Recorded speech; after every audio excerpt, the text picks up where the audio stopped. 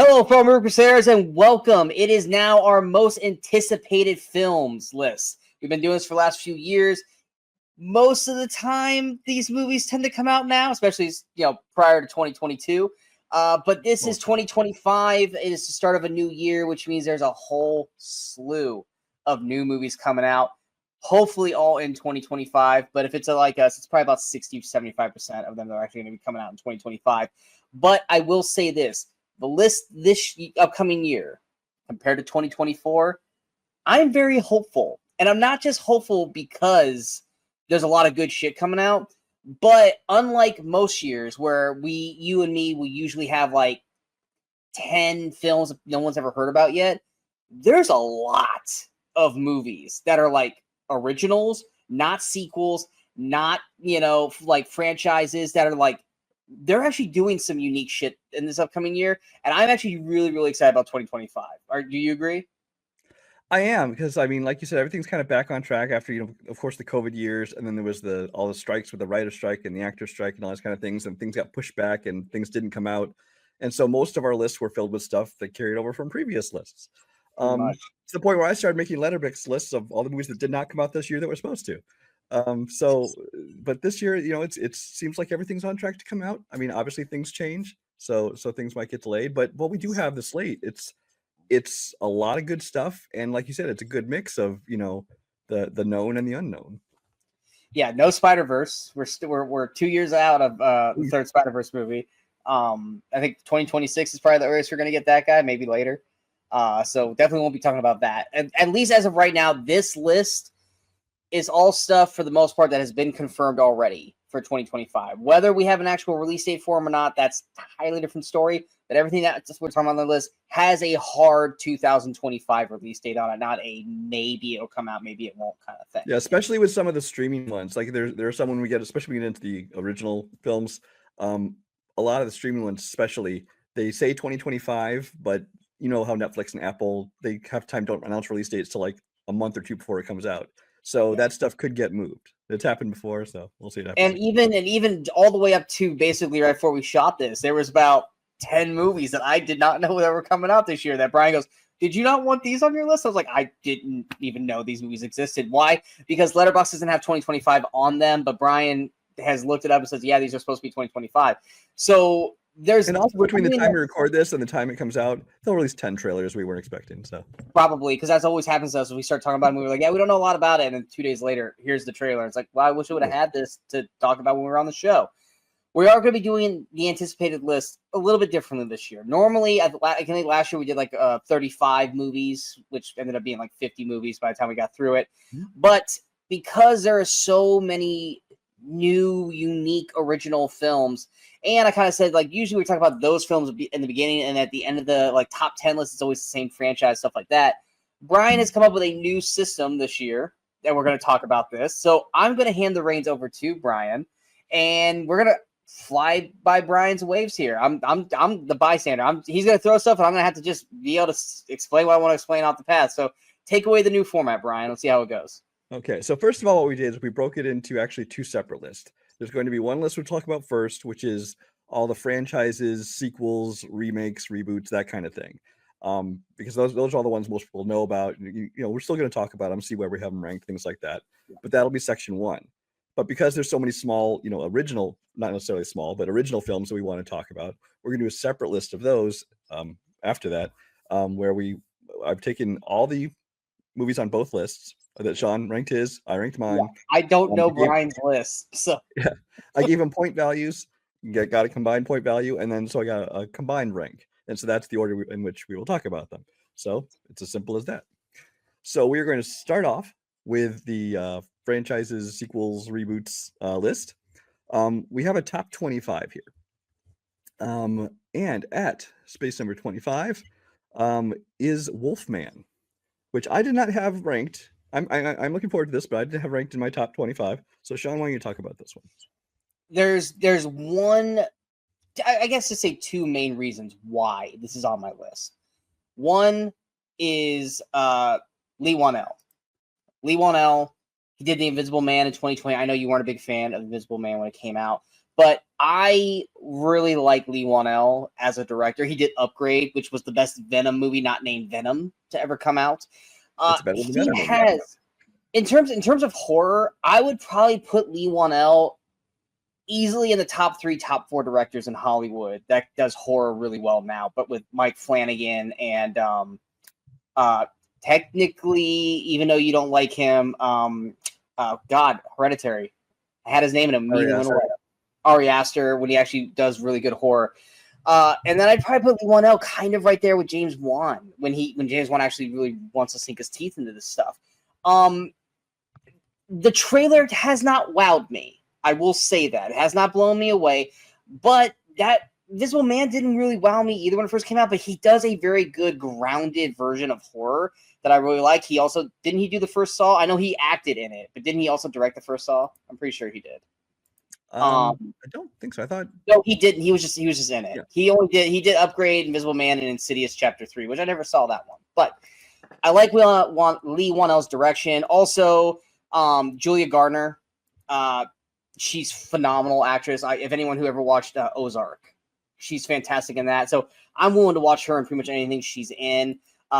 Christopher Abbott is the quote unquote Wolfman, I think, in this, and the only thing I can recall him being in is Kraven the Hunter, and he was not good in that. So I can't really judge for that. But Lee Wanell and Julia Garner are the 2 reasons why this is on my list. All right. Coming in at number 24. Actually, there's a tie for 23. So this is one of the 2 23s, basically. First we'll call it 24, is Zootopia 2. Zootopia 2 came in number 18 on my list, number 24 on Sean's. Not a whole lot's known about this. This is, one of those sequels where we just know the original. I enjoyed the original. They're making a sequel. I want to check that out too. They've added Ke Huy Quan onto the cast. He plays a snake, which I'm all for. Yeah. The synopsis: detectives Judy Hopps and Nick Wilde find themselves on the twisting trail of a mysterious reptile who arrives in Zootopia and turns the mammal metropolis upside down. So basically tells us nothing. But it's based on the first film alone, though. I want to see a second one. Yeah, the only thing we really know about this is I think it was like during either Comic-Con or D23, we got some pictures still. So we got to see what Ke Huy Quan's snake looks like. I think he has a name already. It's Gary the Snake, which is awesome. I'm not even mad at that. But that's all we got are stills. Now, granted, probably by spring we'll probably get a trailer for this. But the first Zootopia was such a great film, and it was something that no one was really fully prepared to enjoy as much. So obviously you got the entire cast for the most part coming back. I mean, Jennifer Goodwin and Jason Bateman are both great as Hobbs and I blanked on the freaking Fox name. Nick Wilde. Yeah, Nick Wilde. Judy Judy Hopps and Nick Wilde. But yeah, I'm totally there to see Zootopia 2. So definitely high up there on that list.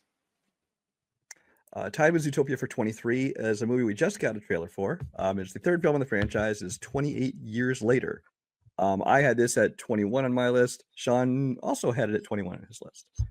So, go ahead. I honestly need to go back and rewatch the first 2. I don't think I ever watched the second one, honestly. And the first one, I think I only saw it the first time in theaters. I was not really on the 28 Days Later hype train as much as most people. I thought it was fine. I didn't think it was like the greatest thing ever, like a lot of people put it up to.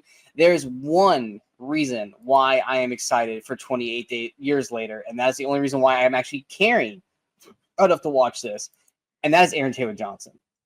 If you're not going to have Cillian Murphy back, you're at least giving me someone else that I love. Now, Jodie Comer and Jack O'Connell and Ralph Fiennes, they're going to be in this, which I'm cool with. But the only reason this is on my list is because of Aaron Taylor Johnson. That's all I really have to say about that. Yeah, I mean, we love Aaron Taylor Johnson. We didn't love Kraven, but he's blameless. It was not his fault. We still love everything he does. So knowing he's a part of this, as well as Ralph Fiennes and some of these other people, I think it's a great cast they've assembled. I'm the same way. I was never a huge fan of 28 Days Later. It was fine. I enjoyed it. 28 Weeks Later, I don't remember. I remember it would be having more of a military angle. I know. Wasn't Idris Elba in that? I know Jeremy Renner was in it. I don't remember who else was in it. I'm looking it up. Keep filibuster. I was not a huge fan of the franchise. I haven't watched either of them in decades, maybe. But this one, besides just the cast, the trailer that just came out, I thought was a very effective trailer. I especially love when they're walking through and they've made like those, pillars out of bones and skulls and things like Yeah. that. It's just, it's got a cool look to it. So the Didn't trailer. didn't they also say isn't Alex Garland writing this one? Yeah, I think he wrote all of them, didn't he? Did he not? I don't remember if he wrote all of them. I just know that I'm pretty sure Garland. I know he wrote a lot of Danny Boyle's stuff. Yeah, he did write 28 Days Later. He did not do Weeks, it looks like. This looks like the first of a trilogy. Yeah, I know they're making at least. I knew they were making at least a second one because Cillian Murphy is definitely in the second one. He's listed kind of at the bottom of the cast list in this one, so I don't know how much he's in it, but he is going to be in the second one. Yeah, because this apparently there's 28 Years Later Part 2, The Bone Temple, and then 28 Years Later Part 3. So interesting on that. But yeah, Alex Garland, I love him as a director. Writing, I mean, I'm sure he does most of the writing of the stuff that I do like him in, but he did disappoint me this year with Civil War. So hand in hand. But yes, and Idris Elba was in 28 Weeks Later with Jeremy Renner. So. Okay. Number 22 is another one that Sean has ranked as his number 15. It was not on my list, and that's Karate Kid Legends. Look, the only reason this is remotely on my list is because of Cobra Kai. I have never been a Karate Kid fan at all till Cobra Kai came on. As cheesy and as like soap opera-y writing as Cobra Kai is, it is an addictively fun show to watch. And because of that, that is the only reason why I give a shit about Karate Kid Legends, because it continues to where Cobra Kai ends, I think, in February. I think is when the last 4 or 5 episodes come out for it, and then it's officially over. So this is the only thing that's going to continue Cobra Kai on, that I have to be excited for it. Even though I don't think Johnny is going to be in this movie, which I don't think anybody from Cobra Kai is, except for Ralph Macchio. They got to explain why his wife and kids aren't in the movie, though, unless he's like, "Hey, I'm going overseas." I think that's what it is. I think he's based overseas, so he goes over there. I mean, there might be a scene in the beginning or something. Who knows? That will definitely be a negative towards the movie if they completely act like Cobra Kai doesn't exist, since it's been around for like 5 years now, and we're going to pretend that Cobra Kai is not a thing for this movie. So to me, that would definitely hurt the film when it comes out, but I still have to be somewhat anticipating for it because of Cobra Kai. So I haven't watched Cobra Kai except for the first season, but I was still interested, at least in this movie, even though I didn't really care for the Jackie Chan one. I was still like, you know what, I'll check it out. But I watched the trailer, and honestly, the trailer did nothing for me. Jackie Chan's throwing me for a loop with the gray hair. Like, if anything, he's distracting me because of how he looks in the movie. But yeah, Cobra Kai's fun. I will say this last season's been kind of like hit or miss for me. Like the first part, it's just like you would think after like 6 seasons, some of the characters would have growth, and some of them are still doing the same stupid shit they did in season 1, which is kind of irritating. But they know how to shoot action scenes in Cobra Kai. They're very well choreographed.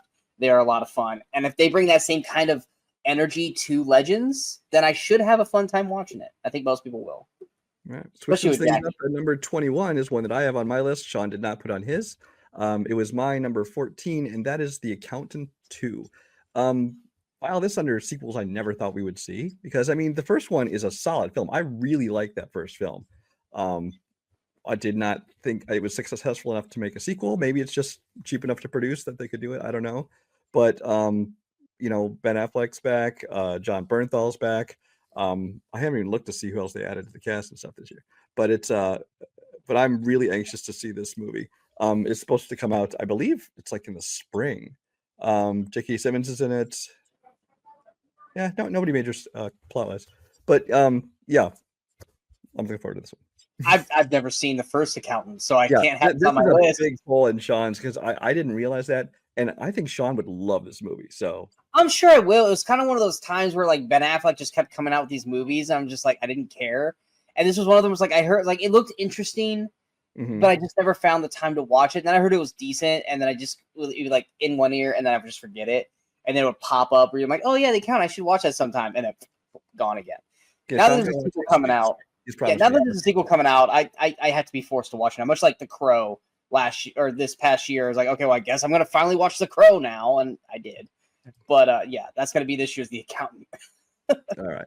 At number, where are we at? At number, oh, we have a two-way tie for number 19. First, we'll talk about one that has technically been released in some countries. In the US, it's a 2026 release, and that is Paddington in Peru, which Sean has at his number 11. Brian has not seen a single one of these Paddington films. And he refuses to, even though they are fantastically charming films. They're fantastically charming. If you're a fan of Paddington, you know why this is on my list. If you're not a fan of Paddington or haven't watched it like Brian, then it's like, why the fuck does Sean have a Kids Bear movie on here? It's because Paddington is delightful as fuck. And it's got a great cast, it's got great writing, and they always cast an actor that you don't think of as a villain, and then they're a villain, and they knock it out of the park. Before he started doing this, Hugh Grant was the villain in Paddington 2, and he had never really been a villain. A dick in movies, yes, but never like a villain. And he's the villain in 2, and he fucking knocked it out of the park in Paddington 2, to the point where I was like, he should have been nominated because he was so good in it. I think Paddington 3, I think it's Nicole Kidman, I believe, is the villain in it. So another one, an intriguing, like, I don't really get Nicole Kidman as a villain, and I think she's the villain in this third one. I want to say she is, but bottom line is, it's fucking Paddington. Of course it's on the list. So, yeah, maybe Brian will eventually watch one of these someday. I don't begrudge anyone. It's not like I sit here and go, oh my gosh, can't believe he included that, because I've heard from a lot of people that they're great films, but it's not my kind of film. If it's good enough for Nick Cage and Pedro Pascal, it's good enough for Brian. Okay? I've seen the things that are good enough for Nick Cage, so I mean, come on. Tied with Paddington at number 19 is Nobody 2. Nobody 2, obviously the first Nobody was a really fun film, done by the same stunt team who does, like, the David Leitch and Chad Stahelski movies, like the John Wicks, things like that. It was great seeing Bob Odenkirk kind of play against type. He has to be an action star, which I never would have pegged him to be. Christopher Lloyd was great in as his dad. They're bringing back Connie Nielsen and Sharon Stone this time. But what actually steps this up another step for me is Nobody 2 is directed by Timo Tjahjanto, who is the director of things like The Night Comes for Us and The Shadow Strays. So if you want to find a way to make your action and bring it up a whole nother level from David Leitch type stuff, this is it. Yeah, Timo is someone that you and I have been backing on this channel for years now because of The Night Comes for Us. Shadow Strays, not as good as Night Comes for Us, but still a very solid action flick. He definitely knows how to shoot action. Nobody, which I always call it Mr. Nobody, and I know that's not right, but it just feels weird just saying Nobody. Nobody was definitely a lot of fun. I love Bob Odenkirk. I think most people love Bob Odenkirk. I'm more shocked that Christopher Lloyd is still going to be in this. And I'm more intrigued about that with Timo directing and what crazy shit he's going to make Christopher Lloyd do. That's what I'm here for. That's what I want to see. But yeah, Nobody was fun. I have not watched it since it first came out. I need to I'll rewatch it before the sequel, obviously, but I need to rewatch this film. Then we got a couple that are on my list and not Sean's. At number 18, Final Destination Bloodlines. There's not really anybody of note in this movie, although Tony Todd does make one of his final appearances in this movie. The directors have pretty much just done some small independent films, but I'm just glad to see this Final Destination franchise come back. And this time it's actually going to be released in IMAX if you have an IMAX theater near you. I don't know anything about the movie, but I love this series. They're the kind of movies that they don't have to be deep and meaningful for me. It's just fun to watch. I love binging these movies. So I want to check this one out. If there was a trailer, it would probably be on my list, but until I see something, it still doesn't feel real to me. So, yeah. So at number 17, but only because it was my number 8, Sean doesn't have it on his list, that's Den of Thieves 2 Pantera. Coming out in January, actually. It's not too far away, just a few weeks away. It might be the first real release of 2025. I think it is. Yeah. Den of Thieves is, I think, a really good crime movie. It's like a grittier kind of street level version of Heat. People call it like, a Heat knockoff or Heat wannabes, things like that. I honestly probably enjoy it more than Heat. And I know I just lost like half of our viewers for saying that. I love Heat. It's a good movie. It's just a little slow and bloated. And like I said, this is kind of a grittier version of that. Gerard Butler was great in it. I was surprised at, that O'Shea Jackson Jr. did as well as he did. And he's kind of back as like the main villain this time. And this time it looks like the Gerard Butler's detective has been kicked off the force for all his tactics. And so he says, fine, then I'm gonna go and get this score with this guy who thought he pulled one over on me, and so he's part of the criminal group now. So I saw the trailer. The trailer looks like it's got some great action in it, so I'm looking forward to this one. Yeah, I have always been on this, like, Den of Thieves is good, but I don't get why Brian loves it as much as he does. But hey, that more power to him. I saw the trailer for the second one. It looks intriguing. But one of the main reasons why I was excited about the first one is Pablo Schreiber, and he's not in the second one because he died. So you took the one thing outside of Gerard Butler that I really, really liked about the first one, and I don't have that anymore. I'm sure it's still gonna be just as good. It's just not on my of so many fucking movies to talk about this year. It just wasn't on my list. All right, at number 16 is a revival of a decades-old franchise, The Naked Gun, which is now starring Liam Neeson as Frank Drebin Jr., the son of the original one. Also co-stars Pamela Anderson, Paul Walter Hauser, Kevin Durand, who we love, Danny Houston, Cody Rhodes, Busta Rhymes. Come on. And it's directed by Akiva Schaffer, one of the guys from Lonely Island, who's done, some really fun movies. So I'm really looking forward to this. We have no trailer, obviously, nothing at this point, but just as a concept of a reboot of this franchise, I think it's a great choice. And it lets us have Liam Neeson doing something that's not like his typical, stuff he's been cranking out like once every 2 months. If he can bring an ounce of what he brought in the Lego movie as Bad Cop, then Naked Gun is going to be awesome. Well, the key to Naked Gun with Leslie Nielsen even was like he plays it like a straight man. I mean, sometimes he does funny things, but he's playing it straight. And I think Liam's perfect choice for that. Yeah, and we were even talking about this, I think, earlier this year about spoof movies and how they kind of died out because of the one company just kept shelling out bullshit after bullshit. Now we're getting Naked Gun back. We're getting Scary Movie back with the Wayans brothers back in charge of it. This could be the start of the spoof movies coming back. It'll be interesting to see how the spoof movies run now because a lot of them were not PC and they were really going to the edge in terms of certain comedy aspects. So it'll be interesting to see how they dive into the new format of how the world is nowadays. Also, shout out Lisa Koshy.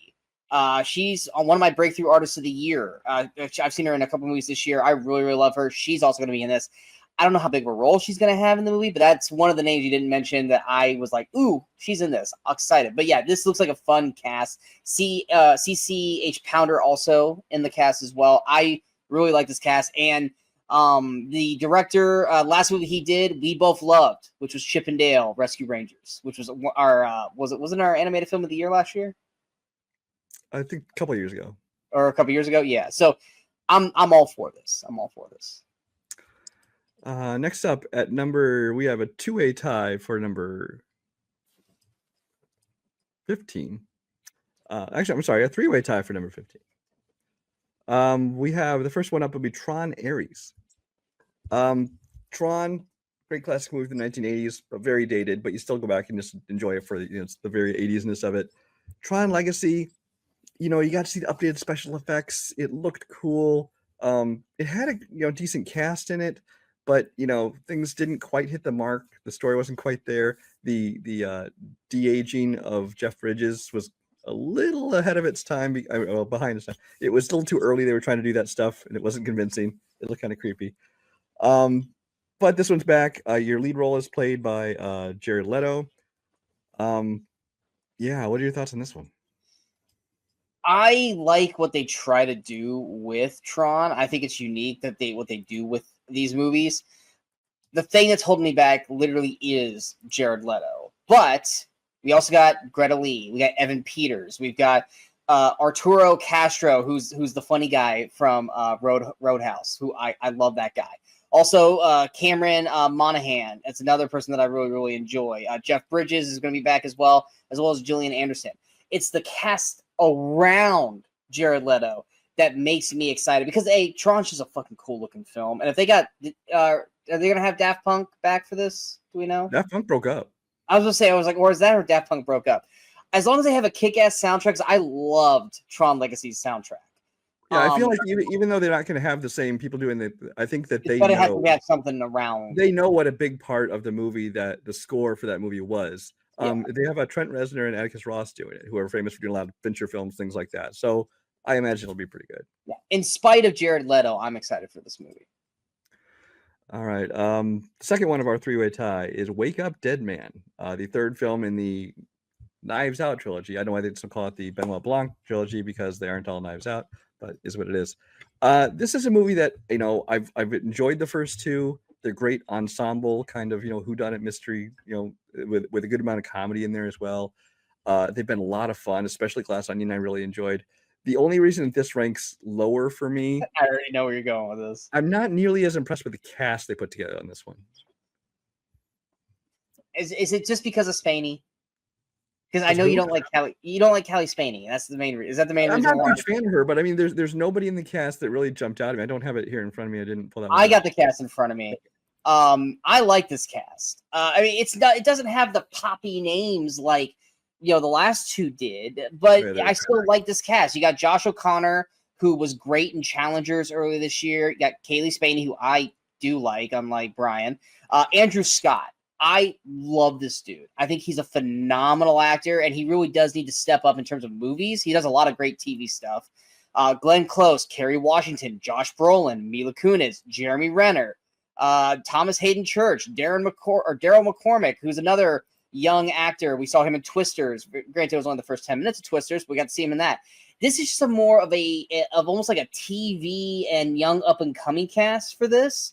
And I'm there for it. And like I said, it doesn't have all the pomp and circumstance as the last two movies in terms of the list, but I still think this is a very, very strong cast. Yeah, no, they're all solid actors. Just nobody that comes out and there's none of those actors who oh, I love everything they do, or that's one of my favorite actors. I want to see it. So Andrew Scott, love everything he does. See, I've never really cared for Andrew Scott, but that's just me. Did you watch Sherlock with Benedict Cumberbatch? I've seen a couple episodes here and there.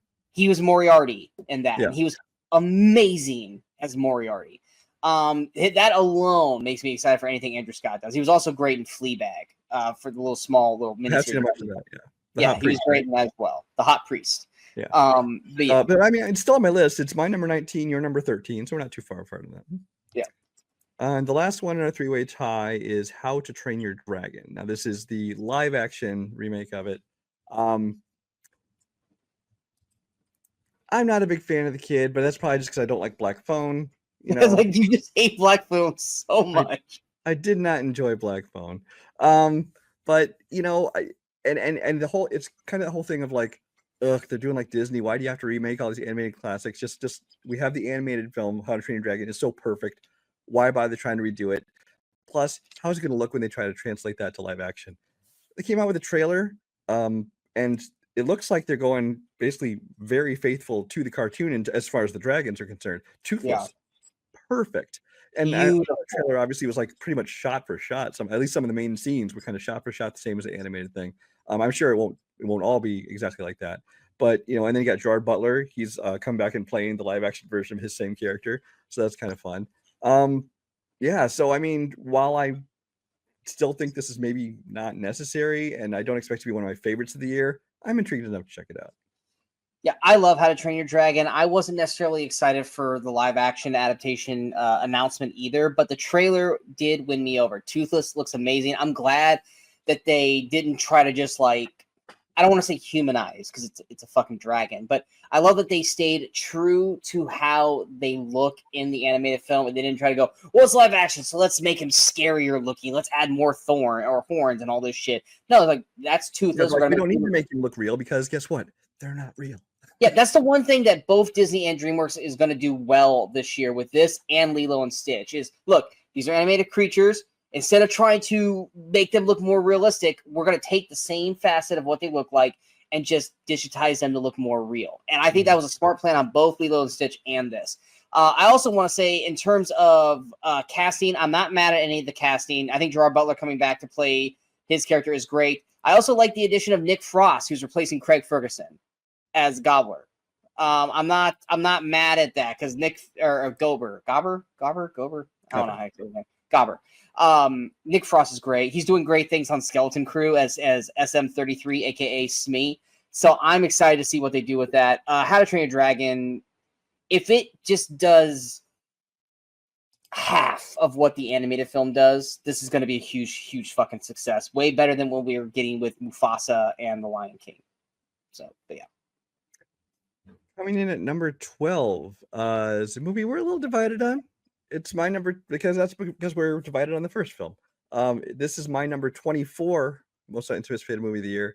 It's Sean's number 4, and that's Wicked for Good, formerly titled Wicked Part 2. Wow, you have it that low. This is the opposite of last year. Last year, it was like his fucking like number 2 or 3, and it was like barely on my fucking list. The tables have turned.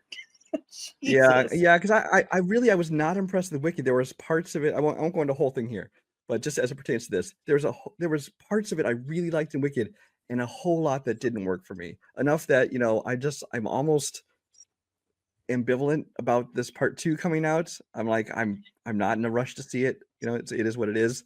But a lot of people, including Sean, who didn't expect to love it, loved it. So yeah, I loved it. My girlfriend who hates musicals, she loved it. It ended, and we were immediately like, I'm ready to see the next one. And we have to wait basically a year to see the next one. Ariana Grande was phenomenal. Cynthia Erivo was phenomenal. I loved the cast. I liked the songs. I liked everything about it.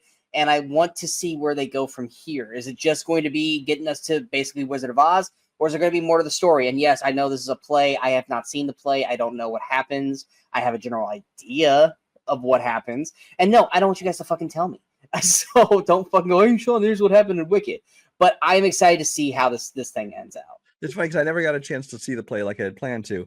But after I saw the first movie, I'm like, I don't care about spoilers. So I looked into it, and I know what happens in part 2. And I'm kind of curious to see how that works.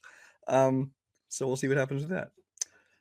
Next up at our list, at number 11 on our combined list, it's Sean's 14, my 12, and that is Avatar: Fire and Ash. Assuming it comes out, James Cameron, you never know. Yeah, it seems pretty solid though. It seems like it's pretty set. We said that like the last 4 years before the second one came out. It's like it's coming out this year. True. It's coming out this year, and it finally just came out. Yeah. So James Cameron's continuing his series. He did the kind of earth based, and he did the water based, and now he's doing the fire based. Apparently he's going for the real Avatar: Last Airbender kind of thing going on. So Avatar movies are movies that get a lot of shit. I think just because people don't like James Cameron's ego, and his films tend to make billions of dollars and become the top of the all-time charts. And so they get a lot of backlash to them. But I mean, they're good films. 2, there were things about it that didn't work for me. For the last one, Way of Water. And this one, obviously, you're taking on the whole fire theme. So I'm interested to see more. I mean, if they stopped making Avatar movies one day, I would not miss them. But if they're going to keep making them, I'll keep checking them out. Yeah, I've never been an Avatar hater like a lot of people are. A lot of people got butthurt, like, it's just Ferngully or Pocahontas or blah, blah, blah. I don't care. There's thousands and thousands of adaptations and readaptations, stuff like that. As long as you do something new and unique with it, I don't care if it's the same shit. We've said that many times on the show. James Cameron is doing something different with these Avatar films. Breathtaking visuals. He established 3D for a good while, but he was the only one who was actually really good at it. Way of the Water, did it go a little Planet Earth a little bit for about a good 45 minutes of the movie when it went to the water? Yes. Did I nod off a little bit? Yes.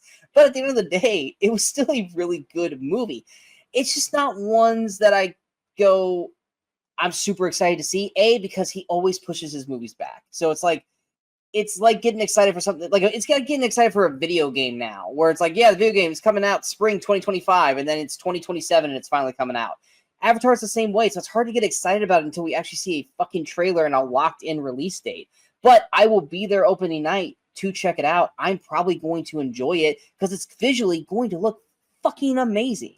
So it's just, I don't put it high on my list because until it happens, I ain't going to get excited about it. Speaking of video games, at number 10 on the combined list is Mortal Kombat 2. I'm a little surprised it ended up this high, but I honestly, but once we separated these franchises from the originals, it was able to move up a little bit farther on my list. It's number 7 on my list of the franchises, number 16 on Sean's. I really enjoyed the first movie quite a bit. I think it's the first time they really got Mortal Kombat right. The first one is total cheese. It's fun cheese, but it's total cheese. And the second one just sucks. We'll pretend that doesn't exist. This last Mortal Kombat movie, I really loved. Was the creative character lead that we followed through the movie, was he Cole unnecessary? Young. Yeah, I would have been fine if they didn't use him. But all the other characters and the actual fights, and the fact they went hardcore R like they should have gone in the first place, and you get the great moves, the great fights, the great fatalities. They still have great music in it. I enjoyed it quite a bit, and of course, in this one, you're adding Carl Urban as Johnny Cage, so I'm there. Yeah, if you guys want to know how I feel about the first Mortal Kombat film, find the review. It's a doozy because I go fucking off on this review. Yeah, I'm a little more okay with Cole Young now because Lewis Tan was in Cobra Kai this past season. He's actually a fucking badass on that, so I'm more okay with it as long as Cole Young doesn't come in and kill Shao Kahn in 2 minutes because he's got fucking plot armor as a creative fighter. Then I'm not gonna get mad about this. Also, I just want this movie to actually be fucking Mortal Kombat because the first one didn't even have the fucking tournament in it. So as long as we are actually going to get the Mortal Kombat tournament in this, we got cool fights, but it wasn't ever part of a tournament. But the first one, you could tell it was kind of building to a tournament. So hopefully that's what. So as long as we get the actual fucking tournament in this, I'm going to be excited for this. And yes, Carl Urban as Johnny Cage is something that I didn't know I wanted until I heard it, and now it's like I must see this. So I'm holding out expectations that this will be good, but the Cole Young of it all makes me very, very. I will never forgive you for Goro. I will never forgive you for Goro. Oh, and if you want the plot synopsis of this, it says a sequel to 2021's Mortal Kombat. Hey, thanks. That's all you need to know. That's very helpful. So then coming in, we're in the top 10 now. We're on number 9. Actually, hold on. Mortal Kombat real quick. Yep. Because Sonata is now gone through the hemisphere because of Shogun. Will we get Scorpion without his mask for most of the film? Or will they still keep his ass hidden? Or we're going to get more flashbacks so that way Sonata's on camera more? I could see him doing that. Because that's the problem is when someone gets overly big. To his availability for everything else he's been working on. So I don't know how much they were able to use him. It's the whole Jennifer Lawrence Mystique thing all over again. I'm sure if he was available for them to use, they would use him as much as possible. But he might have only had so much time to contribute to the film. Number 9 on the combined list is Predator: Badlands. Obviously, Prey was turned out to be a very good film, but of course they released on Hulu because they're stupid. Yes. This one, as my understanding, is that this one is going to theaters, but still directed by the same person as Prey, Dan Trachtenberg, who also did 10 Cloverfield Lane. Mm-hmm. The only thing that holds me back from this one is that the only human star, at least listed on Letterboxd, is Elle Fanning. She's fine. I don't know if I want to see her as the only human I'm following through a movie, though. Elle Fanning has not done anything yet to make me go, "Oh damn, that's Elle Fanning." More than just you're Dakota's little sister. That's all. I was like, if you ask me, gun to my head, what has Elle Fanning been in? I'd be like, I'd be like Super 8. I don't know anything else. Yeah, and that's nothing against her. Coming up, but I don't care about that movie. Exactly. But I mean, it's nothing against her. It's just she hasn't done anything to elevate herself, and Complete Unknown could completely do that. But yeah, Dan Trachtenberg, who also did one of my favorite Black Mirror episodes in Playtest, which is freaking great because I'm going back and rewatching all of Black Mirror with Kimberly because I've never seen Black Mirror, and she's making me go back and rewatch them all. And that one was fucking great. Of course, he directed it. But yeah, Prey was one of our most surprise hits of the year. We were excited to see a Predator film, but I didn't think we thought it was going to be as good as it was. So let's double down on it. Now, I've heard some things about Badlands that makes me go, I don't know if I like that, but I trust Dan Trachtenberg because of what he did with Prey, that even if what I'm reading I'm not liking, he's going to make it work. Because I guarantee you, probably when we first read about Prey, go, oh yeah, it's him back in the Native Americans. We're like, really? But it fucking worked. So I'm going to shut the fuck up and just let Dan do what he does. Which is what we're both going to do. And I'm glad that it's getting theatrical because Prey deserved to go to theaters. It deserved to make money, and instead it got Hulu'd up. So I'm glad that Badlands is going to theaters. It deserves to be. Although, to be fair, they weren't going to make it unless they made it as for a Hulu direct. So I guess we have to thank them for making it at all. And then the fact that was successful lays the ground to now put more back in theaters. once again, you're further proving that they love aliens more than Predators, which I think is the exact opposite. Because Alien Romulus, I would have believed that more as a Hulu film than That was Prey. supposed to be a Hulu film originally. Yeah, that should have been Hulu. I think it was Prey doing so well that pushed that to theaters, and it should have been the other fucking way around. Romulus should have stayed on Hulu. Prey should have went to the theaters. Yeah. Coming in number 8 on the combined list is Captain America: Brave New World. Why don't you go first on this? Yeah, I mean, I know Brian's not the biggest fan of Sam being Captain America. I don't think you're even that big of a fan of Falcon Winter Soldier when it came out. I think you thought it was just fine for what it was. I actually really enjoyed Falcon Winter Soldier. I loved the dynamic. I actually loved kind of the groundedness of it. And I'm not mad at, Sam being Winter Soldier. I am totally okay with it because it can't be Bucky because he's Winter Soldier. But I've heard a lot of things about this. I've heard people are saying that it doesn't look good, that they've watched it already. It doesn't look good, that there's a shitload of reshoots. Well, guess what? The MCU is actively always changing, so they gotta then change the films to change the format. But I'm still excited to see this movie. A, it looks great. B, we got Harrison Ford as the president, as Thunderbolt Ross taking over for, was it William Hurt? Yeah. Yeah. And Red Hulk. Harrison Ford as Hulk, that's just fucking hilarious to me, and I can't wait to see it. Also, he's already always in a bad mood, so let him. Exactly. So I'm always hangry. Yes, you are, Harrison. Yes, you are. Also, get off my White House lawn. Yes. Oh man, I'm gonna get red. But also Giancarlo Esposito is in this as well. I mean, what I've seen of the trailers, now granted the trailers could look amazing and the movie could be dog shit. I don't feel like this is going to be an Eternal situation. If you guys know what I'm talking about, you fucking know what I'm talking about. I feel like it's going to be at least solid, and that's all it needs to be. It doesn't need to blow us out of the water. It doesn't need to be this great, amazing film. It just needs to be solid, and I feel like we're going to get a solid film. I like that they're trying to go more towards the Winter Soldier aspect of it as like an espionage, kind of very grounded film. Yeah. Exactly. And that's what I want out of this. That's what Captain America should be when he's not with the Avengers. It needs to be kind of spy, espionage, political thriller. Mm-hmm. And if they want to stay in that wheelhouse, I'm fucking there for it. That's what I liked about Falcon and Winter Soldier, was that it was like that. And that's what I want to see out of this. And as long as they can stay in that lane and make it make sense, then I'm gonna be happy with this. Yeah, because I mean, Sam's fine, I think, as a supporting character in the Avengers and things like that. I don't love him as the lead. Like you said, is it Sam or is it Anthony Mackie? That's your problem. It's Sam Wilson's character. I just don't care. Okay, it has nothing to do with Mackie. It just has to do with how they've written Sam. Yeah. Okay. No, Sam's a fine character. I like him as a supporting character. I just don't think he doesn't seem, I don't know, charismatic enough, or he doesn't impress me enough. I don't know what it is. It just doesn't seem like the lead to me. And as well as they're bringing in a bunch of the supporting characters from Falcon and Winter Soldier that are going to be in this. And I'm just like, fine. So I mean, it honestly would have been a little bit lower on this. I mean, it still came in at number 11 on my list for all of 2025, but it would have been a little bit lower. But honestly, that first trailer, I think there's 2 trailers now, I think they're actually pretty impressive. So they've got my attention. And yes, and Red Hulk does a lot to boost it for me. Because I mean, I think that's going to up the action quotient. Those little snippets we have seen of those action scenes look really fun. Mm-hmm.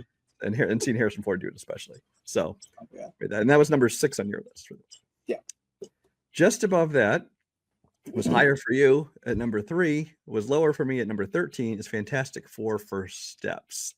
Now Fantastic Four is one of those I think that they should just stop trying to make for the big screen. And everybody says, oh, they're one of the founding, the founding families, the first family of Marvel Comics. I'm like, yeah, but they don't translate well. You have a stretchy guy and you have a guy made of rock. So it looks silly anytime you try to put this stuff on film, as we've seen multiple times before. So for me, I'm like, I don't care about those characters. I don't feel like they need to have those in the MCU, but they're going to make it. They've assembled a good cast. So, I mean, if you're going to make it, get the best people. And if anybody can make something out of it, it's these people. They've got a good director. I think they're smart in that, at least in this film, it's being set in a retro 60s future. So it's like the future. I don't know everything, But in the 50s and 60s, what they visioned the future to be, that's what this set in. So I think it's set in our present, but in a different, reality or Another dimension, or timeline that whatever we're they're going to eventually do going with to all timeline. merge. Yeah. Yeah. And then I'm sure somehow Secret Wars is going to bring things together. But yeah, I mean, I kind of got to wait for a trailer, but at least the cast has me interested. Like I said, the stuff that we saw, or at least got leaked during Comic-Con, intrigued me enough to be excited about this movie. Because, like you said, I agree with you almost on a lot of what you said. Fantastic Four has not worked that well in theatrical form. The first Fantastic Four, well, not the 1994, but I'm talking about like Jessica Alba and Chris Evans' Fantastic Four, was okay. It wasn't great. It wasn't memorable. I think it's more memorable now because Evans became Torch and then turned into Captain America. That's why it's memorable, not because of everything about the fucking movie. And then, of course, the new one after that was atrociously awful, one of the worst comic book films ever made. The reason why I'm giving this one hope is, A, you got the MCU back in it. And B, I love this cast that they have assembled. You got Pedro, you got Joseph Quinn, who we both love, Vanessa Kirby, Eben Moss Backrack, who I love in everything he's fucking in. He's one of my favorite up-and-coming actors. Ralph Ensign, Julia Garner, who I already mentioned earlier as Silver Surfer. That'll be a unique take that I'm actually really interested in seeing. Paul Walter Hauser, John Malkovich, Natasha Lyonne. These are all actors I love watching on screen that if it was in any other movie and I didn't know they were in it and they popped up, it would have been like, oh, yay! And they're all together in this. And with the MCU back in it, I can't help but be excited with this. Yes, Brian has a problem with stretchy parts, but I feel like they've learned from Doctor Strange and Multiverse of Madness, which I didn't think it was that bad. Brian thought it looked horrible. But I feel like they're going to put this in the right path, and I'm excited to see what they do. And when that first trailer drops, I think it's going to be great. Up next at number 6 overall is From the World of John Wick, Ballerina. We've been waiting for this one for a while. It keeps getting delayed. This is obviously Ana de Armas, who we love here, finally getting to star in this action film after, getting sidelined in No Time to Die, after playing just a small part in things like Gray Man. This is her in the lead in the John Wick universe. It is, it's produced by the same people behind the John Wick films. It's written by the same people, some of the same people who are behind the John Wick films. It is directed by Len Wiseman, who I like Live Free or Die Hard. It's not as good as the original 3, but it's not atrocious like the last one is. He also did a couple of the Underworld movies and the remake of Total Recall. So he doesn't have a great track record as far as movies, but I mean, with the John Wick people kind of guiding him and him working with that material and especially the same stunt team. Everybody knows I love 87 North, the whole stunt team that does all their stuff. I think the action's going to be phenomenal. They just released a trailer for it, which it didn't. Not everything worked for me in it, but I'm still super looking forward to it. And then on top of the fact that they, excuse me, in the supporting cast, you also have Angelica Houston's in it, Gabriel Byrne, Lance Reddick in one of his last roles, Norman Reedus is in it, Ian McShane, Keanu Reeves, who, from my understanding, originally was kind of a very small part in it, but then they did some reshoots, so now he's actually kind of like Tony Stark in Spider-Man: Homecoming. He's going to be. He's not really co-star. He's definitely a supporting character, but he's in a little bit more of the film. So I'm looking forward to this one. Yeah, I agree with you on pretty much everything you said. The trailer, there's some good parts in it. It didn't particularly wow me, but the first John Wick didn't do that either. It was more the whole movie as a whole that made it a memorable experience. So it wasn't like the trailer made me go, "Oh, I can't wait to see this movie." It was just like, at that point, it was just, Keanu Reeves is doing an action movie where he's getting revenge for them killing his dog. Okay. And then John Wick's now the global, powerhouse that it is. That's the problem that she's going to run into with this, is that Ana de Armas, we love her. She deserves to fly. But she's going to have all the John Wick built up on her. And it's constantly going to be like, well, it's not as good as John Wick. Well, that doesn't mean that's not bad either. It's something different, and you're allowed to have something different. Having Keanu in it, though, I don't know if it's going to help it or hurt it, because I feel like it might hurt it more than help it, because it appears there wasn't enough Keanu in the movie, and it really should be able to lie on its own merits instead of having Keanu come in and save it.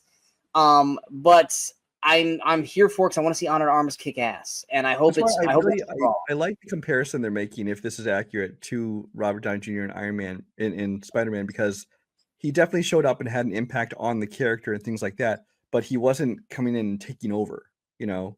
Yeah. And so if that's what they do with this one, and it sounds like that's what they are doing. Because for anybody who doesn't know, this takes place between 2 and 3, I believe. I know it takes place before 4, so don't be weirded out that, you know, wondering why he's still alive. We don't know he's actually dead either, but well, we don't know that. Yeah. Yeah. Coming in next at tied for number 4 on our combined ranking, that is The Running Man. Obviously, everyone knows the old Arnold Schwarzenegger 1980s Running Man. There's basically 2 things that make me really excited about this and have it up. I think it's my number 3 or 4. It's my number 3 overall, as far as franchises and sequels and stuff. Sean has it at number 8 on his. 1, it's directed by Edgar Wright. Yes, I love Edgar Wright films. Even the films that, you know, this maybe not everything works for me, like Last Night in Soho, I still really enjoy the film. I enjoy the look of the films. I enjoy his style in the film, and it's really very well done. And 2, Glenn Powell is kind of in that position now where he's kind of becoming like one of the major stars in Hollywood. He's kind of getting a lot of leading man roles. There is maybe a small risk of him getting overexposed. But I think that we're just hearing about him getting a lot of roles right now. I think as long as they, you know, space out the releases of them and not come out with, like, you know, 3 movies in a summer or something like that, we should be okay. But also you got Katie O'Brien in there. Josh Brolin is playing Killian. Lee Pace is in there. Michael Cera apparently has a small role in it. Now this is going to be, from what I understand, it's going to be much more accurate to the book, which I read a long time ago, so I couldn't tell you what was different about it. So you are going to see some major differences from the Schwarzenegger film because it's more faithful to the book. But I'm really looking forward to this one. Yeah, I mean, pretty much everything that you said, I agree with. Edgar Wright. Even a bad Edgar Wright film is better, much like we say about MCU. Even a bad Edgar Wright film is better than a lot of films. We just hold him to such a high standard that when something like Last Night in Soho comes out, or even World's End, and it doesn't quite match what we're wanting, we dog on them, but it's like, well, they're still better than like 65% of the other movies out there. Running Man, I remember watching that when I was younger with Arnold Schwarzenegger. I would love to go back and rewatch it again before this one comes out. But yeah, Glenn Powell, we are huge supporters of Glenn Powell on this channel. So anything Glenn Powell, we're going to be there for. Katie O'Brien has won us over in 2024 as well with Love Lies Bleeding. And I think, God, what was the other movie she was in? Twisters. Thank you. But yeah, this is going to be fun because of Edgar Wright's style, and you have Glenn Powell as a leading. I don't see this movie failing. At most, it'll be like Hitman earlier this year, where it's like, it was okay, could have been better, but it was okay. That's the lowest bar I feel like this movie can go. Is it was okay, but it has the ability to go so fucking high, and I'm so excited to see what Edgar Wright and Glenn Powell do with this. Heading into the last few, tied with Running Man for number 4. We just got our first look at this movie, and that is James Gunn's Superman. Why don't you go first on this? Yeah, I'll admit, and I think Brian's in agreement with me, we are not the hugest Superman fans. Christopher Reeve's films are the first 2 are good. The last 2 are atrociously bad. Watch our although 4 makes 3 look like 2. Just saying that. Yeah, yes. But yeah, I think it was either Weekly Crusaders or Weekly Crusaders where we watched the one of them, and it was so ungodly awful that we were peeing our pants laughing at how bad it was.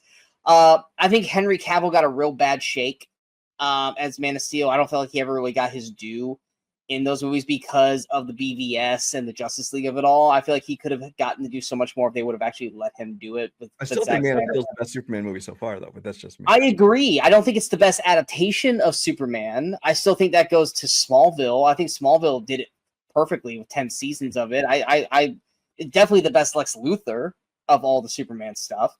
But yeah, I was intrigued by this because it's James Gunn. So far, he's already released one thing of the DC universe, which is Creature Commandos, which I'm loving right now. It's going to be the first actual movie of the new DC, if you don't count the Christopher Reeves documentary. This first trailer, it worked incredibly well with me. David Cornsweet, I had only really seen him in Twisters earlier this year, which he kind of just played like the snooty jackass of the film. He did a very good job there. Had no problems with him in the movie for what he was doing. I think he looks really well in the movie as Superman. He doesn't look overtly like, buff as shit like Cavill is, but he looks the most like Christopher Reeve as of any Superman as of right now. Nicholas Hoult as Lex Luthor, I think, looks solid. It wasn't something that I was expecting to like. So that was one part where I was like, oh, I like him, but I don't know if he should be Lex Luthor. Once I saw the trailer, I definitely bought into a lot more. Crypto. I'm fucking here for Crypto, man. I'm here for it. I heard about Crypto being in this movie. I'm like, oh, come on. I mean, James Gunn has made things like Talking Raccoons work. So exactly, and that's the only reason why I'm okay with it. So I thought it's it was literally the only reason. So I thought it was going to be like, okay, I'll just have to, whatever, with Crypto with the super dog in there. I saw the trailer, and I love Crypto. He's now the thing I'm most excited about in this movie, I swear. The only other thing I'm super, super excited for is Rachel Brosnahan. I adore The Marvelous Mrs. Maisel. I still need to watch the last season of that, though. Her being Lois Lane was probably the one casting announcement that I was the most happy and excited for, because she deserves to be out there front and center, on the big lights. I mean, she's won so many Emmys because of Marvelous Mrs. Maisel, but I want her to be movie star Rachel Brosnahan, and Lois Lane's going to be that doorstep for her. I feel like she's going to make this awesome, and I'm so excited to see what she does with this. The only negative or worry we have with this movie, and Brian and I are both in agreement without us even having to talk about it, this trailer felt like they were trying to shove 4 fucking films into one, and they're doing The Mummy all over again. Look, we know they're going to make a universe of this, but you don't have to do it all in one fucking film. Let's just have a Superman movie, and then in the sequels, branch it the fuck out like they did with Iron Man. But goddamn, there's 8 characters they threw in this trailer. I'm happy to see them. I just don't know if I'm happy to see them in this movie. Well, I think that now James Gunn has made a point of telling that this is, is not another origin story of Superman. This is, we're jumping into a world where Superman's already there, where superheroes in general already exist. So it makes sense to have these other superhero characters are in the film. They're in the background. They interact with them, things like that. As long as they keep all those things to a minimum, they keep that small and doesn't. But I'm afraid that that's the case, that we're looking at Cameo the movie. Which you and I also have issues with. I mean, it's not. I don't feel that way just because none of them are huge cameos. I mean, you're looking at what was it, Mr. Terrific. You're looking at Hawk Girl. You're looking at characters that aren't. You're not having Batman show up. You're not having Flash show up. Things like this. Yeah. And so I think that they're going to be there. I think they're going to be small roles. I think they're going to be just people he interacts with and maybe help out in one action scene, something like that. If anything, the only one that bothers me, I love Nathan Fillion, but and I hear it's completely comic accurate. I looked at pictures of it. His look may be comic accurate. It looks stupid as shit. Did you have to do that? Yes, bull. Just that page boy haircut, whatever it is. Yes. I just think that looks dumb. But I mean, I trust James Gunn. He's made stupid things awesome before. So we'll see what happens with it. I'm still not a fan of the return of the red underwear, but that is what it is. But yeah, this one, I will say, if James Gunn wasn't doing it, this would be way down my list, because I see Superman films. I enjoy Superman films, but it's not something I love. But because it is James Gunn, and because of what we have seen so far, it made it all. This was a movie that was probably in the 30s when it was first announced. Then Brosnahan got casted. It jumped up 10 points. Then you kept hearing a little bit more, and it kept jumping up. And then the first trailer jumped up, and then it popped right into my top 5. This is going to be a movie that we're going to be paying attention to very, very closely coming into 2025. We're going to probably be talking about this ad nauseum, and when it comes out, we'll probably be having a spoiler review on top of it as well. I just, like I said, my main worry is I'm hoping that this is going to lead into the Lanterns. This is going to lead into Supergirl. This is going to lead into this. Let's just keep this a Superman movie. That was the same problem with Zack Snyder. It was that Man of Steel 2 should have just been Man of Steel 2, not BVS, and then it branched off into Wonder Woman and The Flash and Justice League. It's let's just make a Superman film. That's all I want. And not branch it out into 6 other things for the DC verse. Let's just take our time with it. But we are both still super, super excited to see this film. Just 3 movies left on this list. At number 3 comes Sean's number 7, my number 2, and that is Thunderbolts. Asterisk. Thunderbolts. So Thunderbolts is one of those ones where you look at the concept of it, it's like, okay, let's take a bunch of B-list supporting characters from the previous films and throw them together into what looks like a Suicide Squad movie. Pretty much. So you hear that, and I'm like, I like all these people. Some of the characters I don't care too much about, but I like some of the characters a lot, and I like pretty much all these actors, and so I'm interested. And then we saw the first trailer, and for me, I think the first trailer allayed all my fears because I think they found just the right tone to it. It very much does kind of feel like a Suicide Squad kind of thing where they don't necessarily get along. They're fighting with each other and stuff, but they're united for whatever this mission is. There's still a lot of unknowns about this movie. But I do love that they're taking Florence Pugh and bringing Yelena, front and center as kind of seemingly the leader of this team. Of course, Sebastian Stan's back, David Harbour, Wyatt Russell, Hannah John Kamen. Lewis Pullman is in this movie as, well, Bob. Which is that like his go-to name and everything? Because he was Bob in Maverick as well. He's just Bob. I won't be cast in this movie unless my name is Bob. Why not? Maybe that'll be his thing every movie from now on. It's just gonna be Bob. So yeah, the first trailer sold me on it. It had some cool kick-ass moments. It had some funny moments. I'm curious to see where they're going with the story and where this kind of sets up the future of this. And of course, like everybody else, I'm very curious about why they're making such a big deal about the asterisk on the name and what that's going to lead to. Probably because the sequel will be a different name. That's probably what it's going to be. Something. But yeah, this is one that I've been looking forward to a long time, and I'm happy to finally be able to see this one next year. Yeah, I was in love with this trailer that dropped last month. It just looks so fun. If you told me that James Gunn had directed this and it was another Suicide Squad movie, but for Marvel, I would have been like, yeah, because it has that tone, it has that feature, it has that mindset. Everyone looks like they're playing their parts well. Even the ones that were not like Ghost and Taskmaster, we don't really know enough about them yet, but I feel like we're going to get to know them a little better, and they're going to be integrated really well into this. Wyatt Russell's is a secret agent. The secret agent that he's called now because he's not Captain America. He's a U.S. agent or something like that. Yeah. I like where they're going with his character in the trailer. I thought that was great. Their banter, their back and forth, everything about this really, really worked for me. And it looks like we're finally gonna get something or connection to Julia Louis-Dreyfus, which they've been fucking dick teasing us for like what 5 years now with this fucking character. I think we're finally gonna get an explanation to this shit. But yeah, this looks so fun. I'm more excited about this than Captain America Brave New World, even though I have that one technically rated higher, but that's because of the Red Hulk of it all. Yeah, this is the one I'm excited about. Our Marvel movies coming out, this is my, well, I think both of us are our top one as far as anticipation. Yeah. This is gonna be fun. Yeah. Number 2. Sean's number 2 was my number 5 overall. And that is Mission Impossible Final Reckoning now. It is no longer Dead Reckoning Part 2.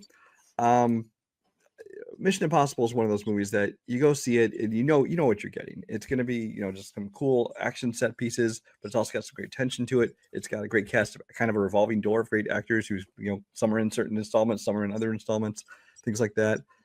Dead Reckoning, I think while I enjoyed a ton of it, it got a little bloated and overcomplicated in parts of it. I think because they were trying to set up this whole 2-movie arc.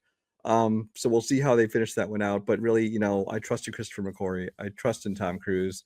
I love the cast that's in this movie. So I'm looking forward to this one. I think most of us are still just upset and pissed off that they killed off Rebecca Ferguson. And I didn't know Katie O'Brien is apparently in this movie too. Yep, she is. I saw her in the trailer.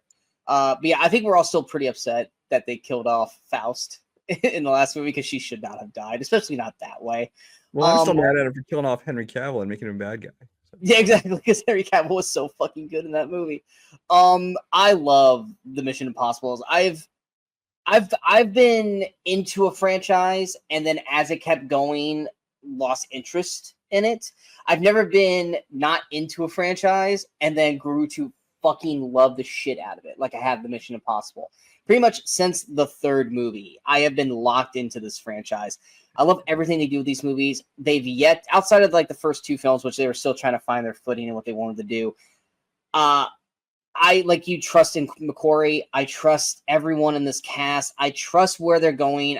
Yes, the first one felt very much like a part one, and it felt very much open-ended in a lot of things. I trust that they're going to have this all make sense when we get through the second film. I think cohesively together, Final Reckoning and Dead Reckoning is going to be kind of the perfect combination movie together because of what they had planned.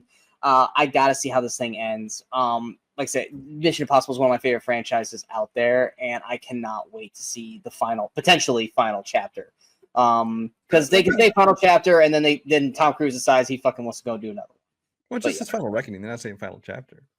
But that's always been the thing, is that this was supposed to be the final one. Yeah, but they said that about Fast and the Furious like 4 fucking movies and ago. I kind of think it will, because the last one underperformed at box office, but that may have been left over from COVID and things like that. So who knows? That was so undeserved. That movie did not deserve to bomb the way it did. Well, that's the story of our lives now with Fall Guy and Furiosa and so many movies. You're not wrong. And the movies that suck make tons of money, so it is what it is.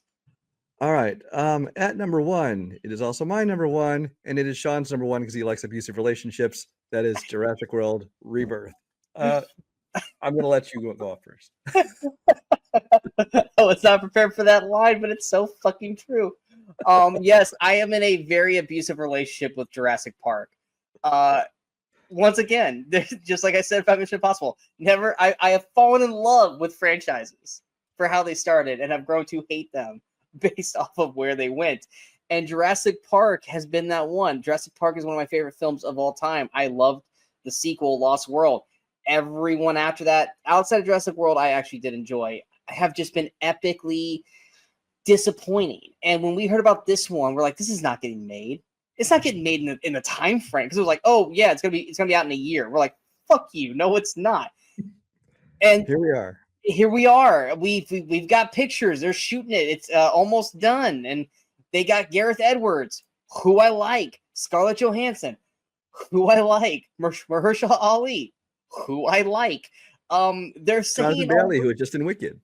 Exactly. They're all saying the right things, and they're saying that they're going to go back and bring back the essence and bring back the spirit of Jurassic Park in this film. Heard that before every fucking time, and you've disappointed me every fucking time. But god damn it, I just keep coming back for more punishment. And I don't know what I can do. I said this, I think, 2 years ago with Domination. Please don't hurt me. I want to love you again. Just don't hurt me, Jurassic Park or Jurassic World, whatever the fuck you want to call yourself now. Just don't hurt me, please. Please. So I was the one who mainly was saying there's no way this movie's going to come out, this year. They set this timeline. And now, granted, a lot of work might have been done before they announced, what was coming. Could have been, yeah. I think that one of the main reason that this is being able to made so fast and so, within a reasonable budget, things like that, is Gareth Edwards. He's a guy who's always worked that way. On Rogue One, he worked that way. On just blanked out. The Creator is a great science fiction film. It's not what everybody wanted it to be, because it's not this big action packed thing that a lot of people expect it to be. The Creator looked amazing. The special effects in that movie are truly amazing. Honestly, I think it should have won the Oscar that year for. You know what also looked amazing that you don't give him credit for? Godzilla. It fucking looked great. Well, yeah, but the story sucked. That wasn't his fault. It should have been called Godzilla. It should have been called the Mutos, or whatever they were called. The Mutos were good because they were in the movie far more than Godzilla. But Gareth Edwards can make things quickly. He makes them but if you watch the behind the scenes, especially on the Creator, you can see just why he was able to do a film of this scale now this fast. They've assembled a great cast. Again, it's aside from maybe Scarlett Johansson, none of these people are people who you see in like lead superstar A-list roles, but that's the way Jurassic Park's always been. Sam Neill and Laura Dern started in the first one. I mean, they weren't big A-list stars when they did it. Chris Pratt was kind of just starting to become a star when he had done just Guardians basically just before he did in Jurassic World. So I mean, I have full faith in everybody involved in this movie. It sounds like, from what I hear, they're kind of trying to go back to, like, again, like you said, they said this before, but especially in terms of like the dinosaurs, they say it's gonna be a lot more like the first Jurassic Park or even Jaws, where you aren't going to just constantly be seeing CGI fest. It's going to be used to have more suspense to it, to have more thrill back in it instead of just a special effects extravaganza. They do say they want to try and use a lot of practical effects, but they are obviously still going to use CG when they have to as well. So this is one that it might hurt us. I'm sorry, Sean, but for now, for everything we know now so far, this is our number one. It's my number one, his number one, combined number one. It wasn't even a question on that one. Yeah. So that's that list. We are a little more than halfway through, because our second list is going to be the non-franchises, the non-sequels, the non-remakes. This is going to be the original films. Now they might be based on books and things like that, but I just mean there are not films of these properties already. And outside of the synopsis and the cast, we really don't have much to go on with these, so it's not going to be a lot of stuff to talk about with these. Yeah, so this is going to go by a lot more quickly. Now the problem here is that there's honestly so much of it. But again, a lot of it we don't know much about. A lot of it we have a cast list, we have a director, we have a synopsis. Some of them we have trailers, some of them we don't. Some have already screened at like film festivals. Some nobody's seen anything of it yet. And as the these usual, these are honestly the ones we're probably most likely going to see get pushed back to.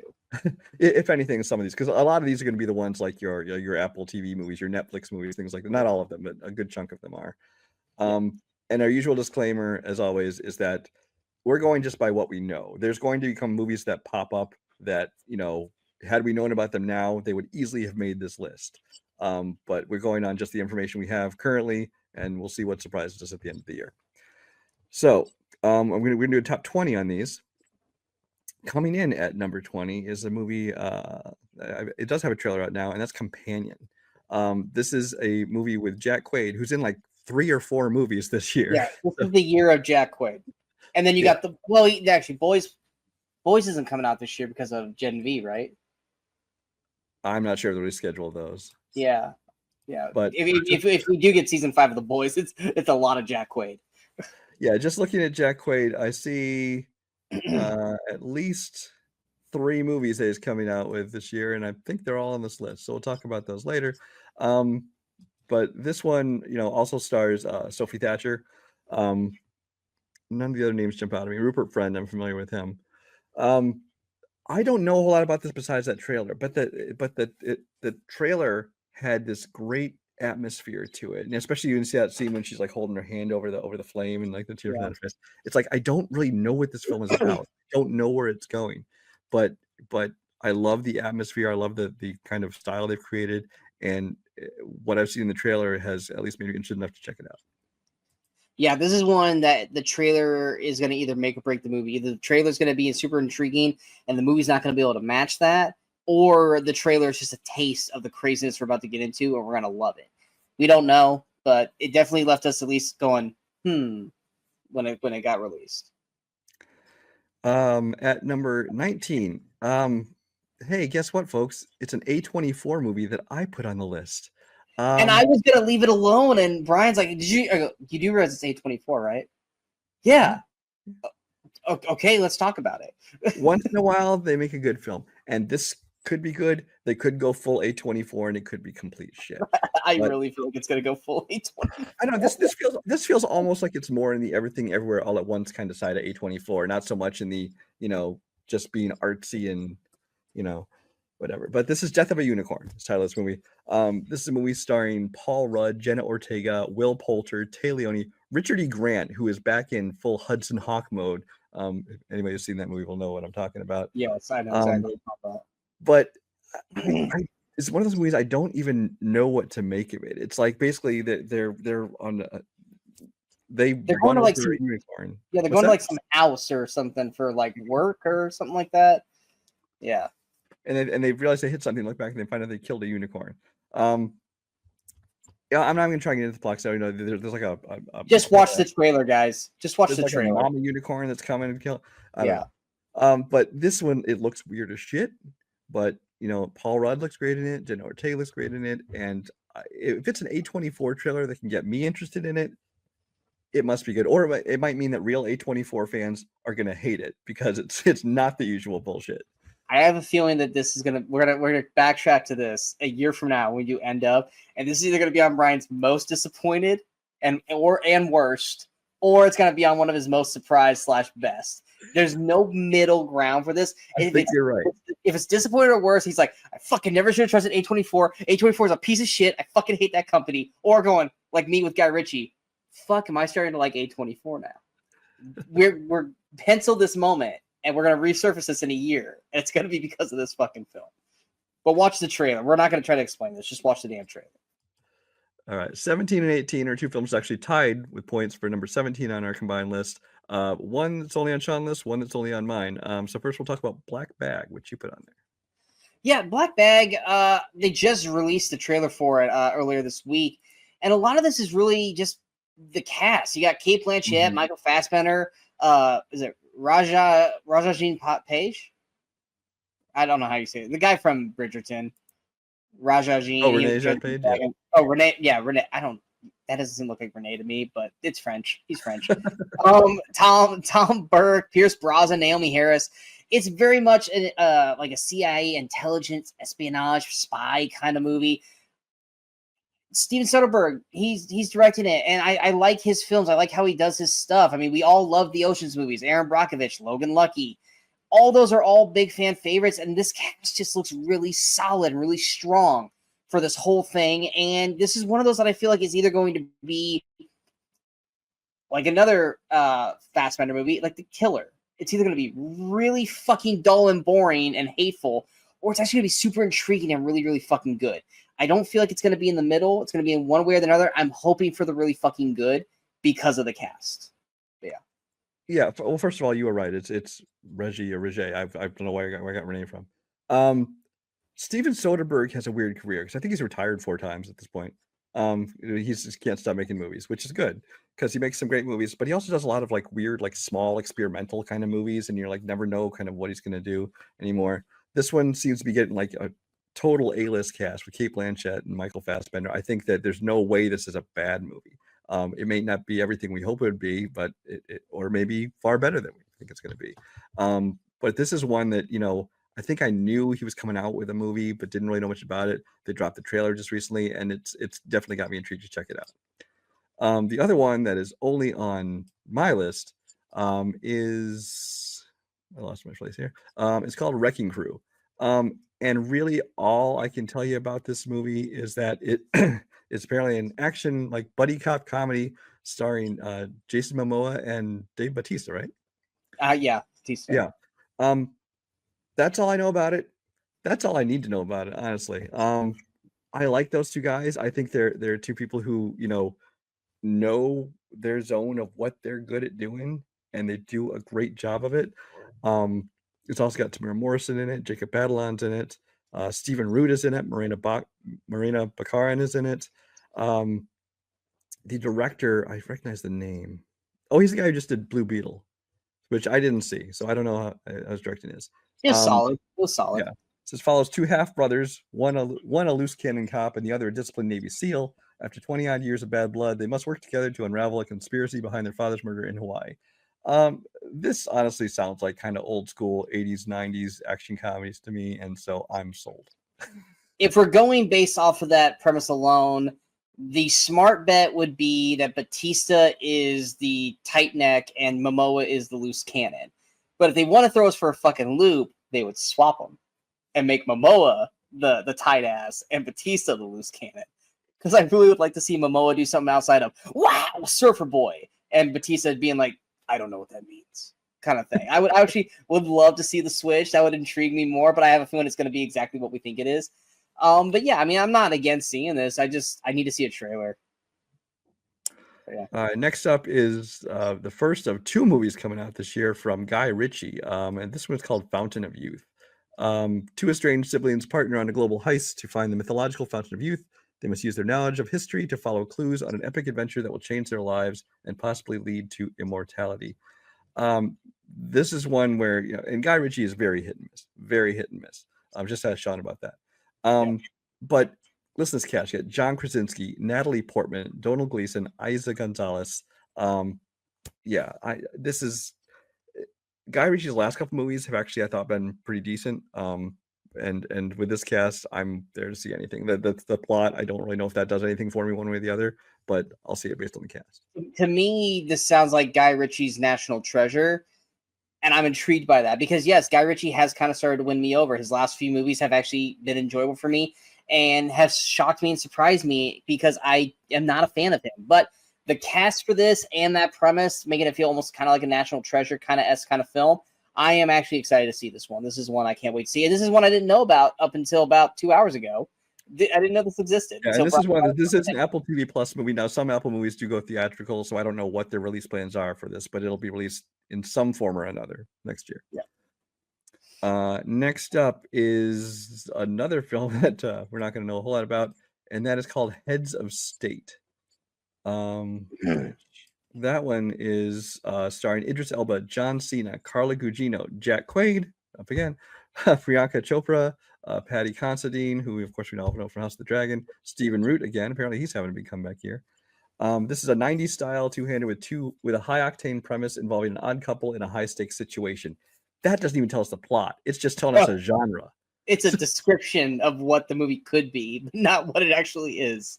But this is from the director who did direct the first Nobody. And like I said, Idris Elba, John Cena, Carla Gugino, and Jack Quaid are your top four. So it's not high on the list, but it's definitely made the list for me because I'm super intrigued. Yeah. Next up, we have a movie that's on Sean's list. Didn't quite make mine. It was on my short list for a while, but I had to make some cuts. And that is the movie Outcome. Go ahead.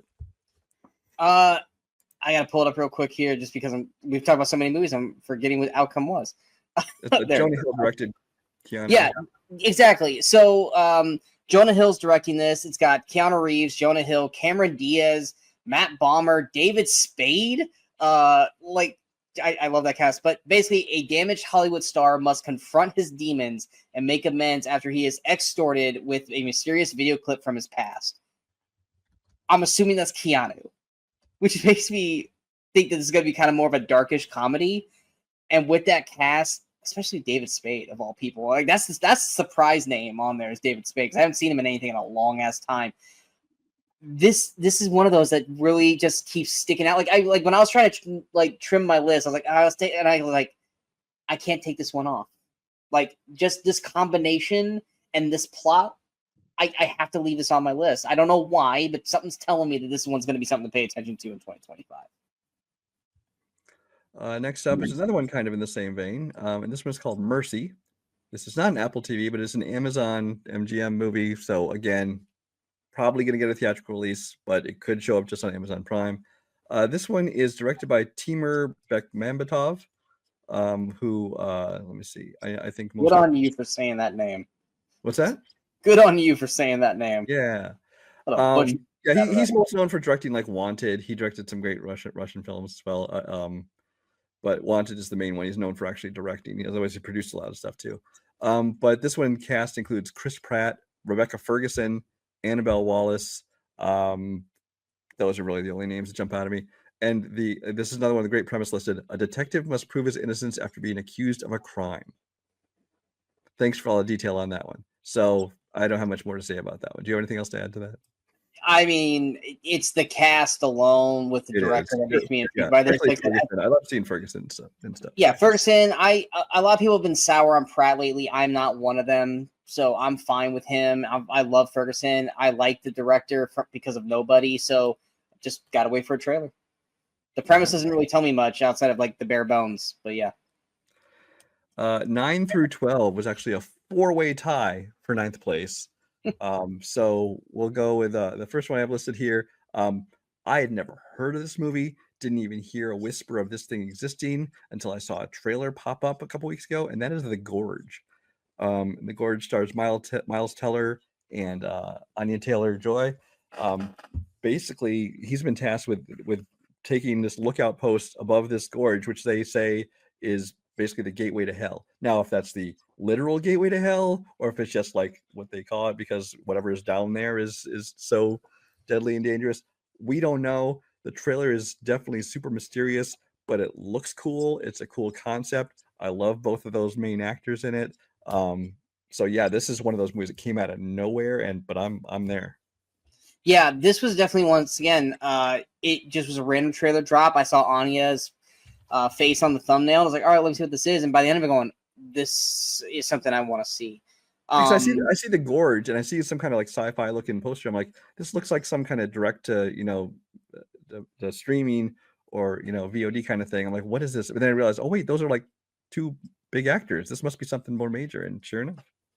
Yeah, just the twist of it once you find out what it is and that they're on opposite sides of the gorge and they're not supposed to be talking to each other, stuff like that. They kind of develop this relationship, and then what happens in the trailer, which I'm not gonna say because we still don't quite know what happens. Definitely left it more intriguing than anything, and it's one of those that was just kind of came up out of nowhere and made us both surprised. Yeah, and the only thing disappoints me about this one is because it looks like it's going to have like really cool visuals, but this one is premiering on Apple TV Plus on Valentine's Day. So while this is one of those ones that I wish. This is one of those ones that I wish Alex Garland directed, because I would have loved to see what he did with this. I could see that. Yeah, I could see that. Oh, total Alex Garland. It's directed by Scott Derrickson, who is obviously known for everything from Doctor Strange to country movies, right? He did. I think he did Sinister. Oh, yeah. Sinister. Okay. Yeah, I think he did Sinister. Oh, he did Black Phone as well. Oh, so you hate it? No, but I know you liked that. So yeah, I did like Black Phone. Okay. Next on our list, another one tied for number 9 is Michael. Obviously the biopic of Michael Jackson. Everything everyone's hearing is that his nephew Jafar Jackson, who's playing Michael Jackson in this movie, everyone says he does a phenomenal job. The singing, the dancing, he just basically, it's like he embodies Michael Jackson. We haven't seen this, so I can't say, but I've heard from many different outlets. People have been, privy to such information who say it's doing a great job. The only question of this movie is where they're going with this biopic. Because as I've heard some people say, it's like, no matter what movie they make, they're going to piss off half the people. If they gloss over the controversy, people can be like, oh, how come you just try and whitewash it and make it look, all happy and joyful, and you didn't talk about this stuff that he was accused of and that he, did. And then if you lean into that, you can have the Michael Jackson fan, going, why are you focusing on the bad? Why are you doing all this stuff? And so this is a movie that's not going to please everyone. I don't know where they're going to go with it. It's directed by Antoine Fuqua, who I've really actually liked a lot of the stuff he's done. He's kind of one of those directors who never becomes like an A-list name everybody talks about, but I think he has a totally solid resume. Yeah, I don't know what to think of this movie, which is why I'm kind of looking forward to it. I mean, I do think I'll enjoy it, but I just want to see where they're going with it. Yeah, Fuqua being the director is what it makes me excited to see this, because Michael Jackson biopic, I mean, Michael Jackson's iconic. I don't know where, like you said, I don't know where they're going to go with this. Are they going to go with like the true, like, his life, but like how far are they going to go with this? Are they going to like, paint wash this to make it look all, sunshines and rainbows like a Bohemian Rhapsody, where you find out like, well, yeah, a lot of this shit didn't really happen that way. It's all basically told by this one perspective. Or are they going to go, this is what really happened, here's what's going on, all the way up to his death? We don't know. Coleman Domingo being cast as Joe Jackson, that one is a hell yeah. That is, I am so excited to see that performance outside of, this is Jafar? Yeah, Jafar Jackson playing Michael. Shockingly, do not see Janet Jackson casted. I don't know who's playing Janet. Because of all the names on the cast list I'm seeing right now, Janet Jackson is not on there. She may not be a major character in the movie. It depends, because like we don't know. Again, it'd be really weird. It'd be really weird to have a Michael Jackson biopic. Covering if it's like going to go up to when he first became like the, maybe it'll be his from early days to Thriller. Maybe it'll be, from just the prime of his career. We don't know where they're going with this, so. It would be really weird not to have Janet in the movie. It really would. I'm doing a quick run through again because I see LaToya, but I am not seeing Janet, and that to me is a really weird, thing not to have in this movie. It could also be. I mean, not everything is announced. Maybe they found somebody who's not, a known actress, so they didn't bother releasing the name at this point. Maybe, yeah, but as of right now, yeah, no Janet Jackson in this movie as of right now. But yeah, with Fuqua directing it and Coleman playing Joe, I'm intrigued for this. All right, next up is a movie that was originally supposed to come out this year. Then it was supposed to come out in January. Now I want to say it's like coming out spring. That's Mickey 17. Mickey 17 is the newest film from Bong Joon-ho. Stars Robert Pattinson, Naomi Ackie, Steven Yeun, Toni Collette, Mark Ruffalo. I don't love Robert Pattinson, and it's not a Twilight thing. I don't care about the Twilight movies. only ever seen, I think, one of them. I'm not a huge fan of for the Batman. I'm not a fan of his version of the Batman, but not because of him. It's because it's just the movie itself. But he's an actor who I think has smartly kind of been able to shed that, the Twilight boy kind of image, and he's taken on a lot of roles that kind of really showcase his acting, things like that. And Bong Joon-ho obviously has made some great films. But I was still fairly uninterested in this movie until I saw the trailer. And I'm actually quite intrigued by the trailer, not only by the concept of it, but the tone of the trailer surprised me. I mean, especially that early when they're showing all the different ways that the clones are dying, that kind of had like a very kind of dark comedic tone to it, which really speaks to my kind of sense of humor. So I'm surprised this one made it as high as it did on my list. I think I had it at number 12. Actually, we both had it at number 12. So this is a movie that's just been in release date hell. Like, it's not going to get released. Yeah, it's going to get released. Now it's pushed back. Maybe it's not getting released. Now it's going to get pushed back again. It's going to be, like, make up your mind. You want this, like, is it because it's bad?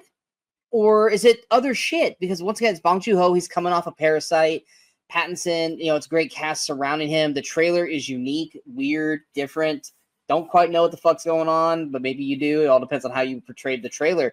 But it's at least interesting. It's got legs, but I don't understand what the fucking holdup is for why they're not releasing this movie. It's been done for a while, and it's just kind of in this like release date hell kind of thing, which could all just be backstage bullshit. But it also doesn't make you feel very confident in the film either. Because if it was this great fucking movie, it would have been released by now. Well, I actually wonder, because I'm just looking at the Wikipedia information on it, and it says that its first release date was indefinitely taken off the schedule from because of delays in post production that were caused by the strikes that happened. They couldn't finish up the film, and then it was going to be released in January of 2025, and its current date was then pushed back to it is April 18th now, 2025 is its current date, which maybe that shows actual confidence in it. It's like, it's getting summer release now. They want to put it out, closer to spring and summer. So yeah. So we'll find out, but we are definitely intrigued by it because it's Bong Joon-ho. All right. The last one tied for 9th place on our combined list is actually not on Sean's list, but it's this high because it's number 3 on my solo list, which is why I got as many points as it did, and that's Wildwood. Wildwood is the latest film from Leica Animation. The people behind Paranorman, behind Kubo and the Two Strings, behind those kind of things. Let me bring up the synopsis. Directed by Travis Knight, who did Bumblebee and Kubo. Yeah, Travis Knight is he's like the president of Leica. By the way, look up his rap video if you want to. Yeah, it's pretty funny. That is the wrong list. I mean, I've got it pulled up if you need me to go. No, I'm just wondering why it didn't. Oh, because there's a D in Wildwood because I can't type. Sorry for the delay, folks. Okay, here it is. Yeah, it's directed by Travis Knight, who he's a great director, both. And then when you dipped into live action, like you said, Bumblebee, he showed what he can do. It's got a great voice cast with Mahershala Ali, Jacob Tremblay, Carey Mulligan, Awkwafina, because you can't have an animated film without Awkwafina doing a voice, apparently. She got to play another bird. Angela Bassett, Jake Johnson, Charlie Day, Amanda Stenberg, Jermaine Clement, Tom Waits, Richard E. Grant again. It's I believe based on a book. I have not read this book and know anything about it. But this is this high on my list purely because it is Leica Animation and it's Travis Knight back at directing the Leica Animation film. So this one would be number 3 on my list, which is the only reason it's so high on the combined list. Yeah. Then we have the next 2 are also ones, same situation. My 3, 2, 1 is right here, but none of them were on Sean's list. So you're gonna have 3 in a row that are just mine. Number 8 in the combined list, only because it was mine. Number 2 is a movie called Mayday. Now, Mayday is a film I had never heard of before 2 days ago. This is let me see. I want to get the right one because I forget if I think it's another Apple TV or is it Netflix? It's Ryan Reynolds, isn't it? So it's probably actually it could be either one. Yeah, it's Ryan Reynolds. I just trying to remember which network it is. It is an Apple original film, although I do think this one is getting a theatrical release. This one stars Ryan Reynolds, Kenneth Branagh, Maria Bakalova, who you might know from everything from she's in Creature Commander. She's a voice now. You might know her from the second Borat film. She did a voice in the Guardians of the Galaxy Volume 3. Oh yeah, she's Cosmo the dog. Cosmo the dog. She's in Bodies. This is directed by Jonathan Goldstein and John Francis Daly, who are the people behind things like Game Night. What else did they direct? Oh, Game Night. They wrote Spider-Man: Homecoming. Dungeons and Dragons.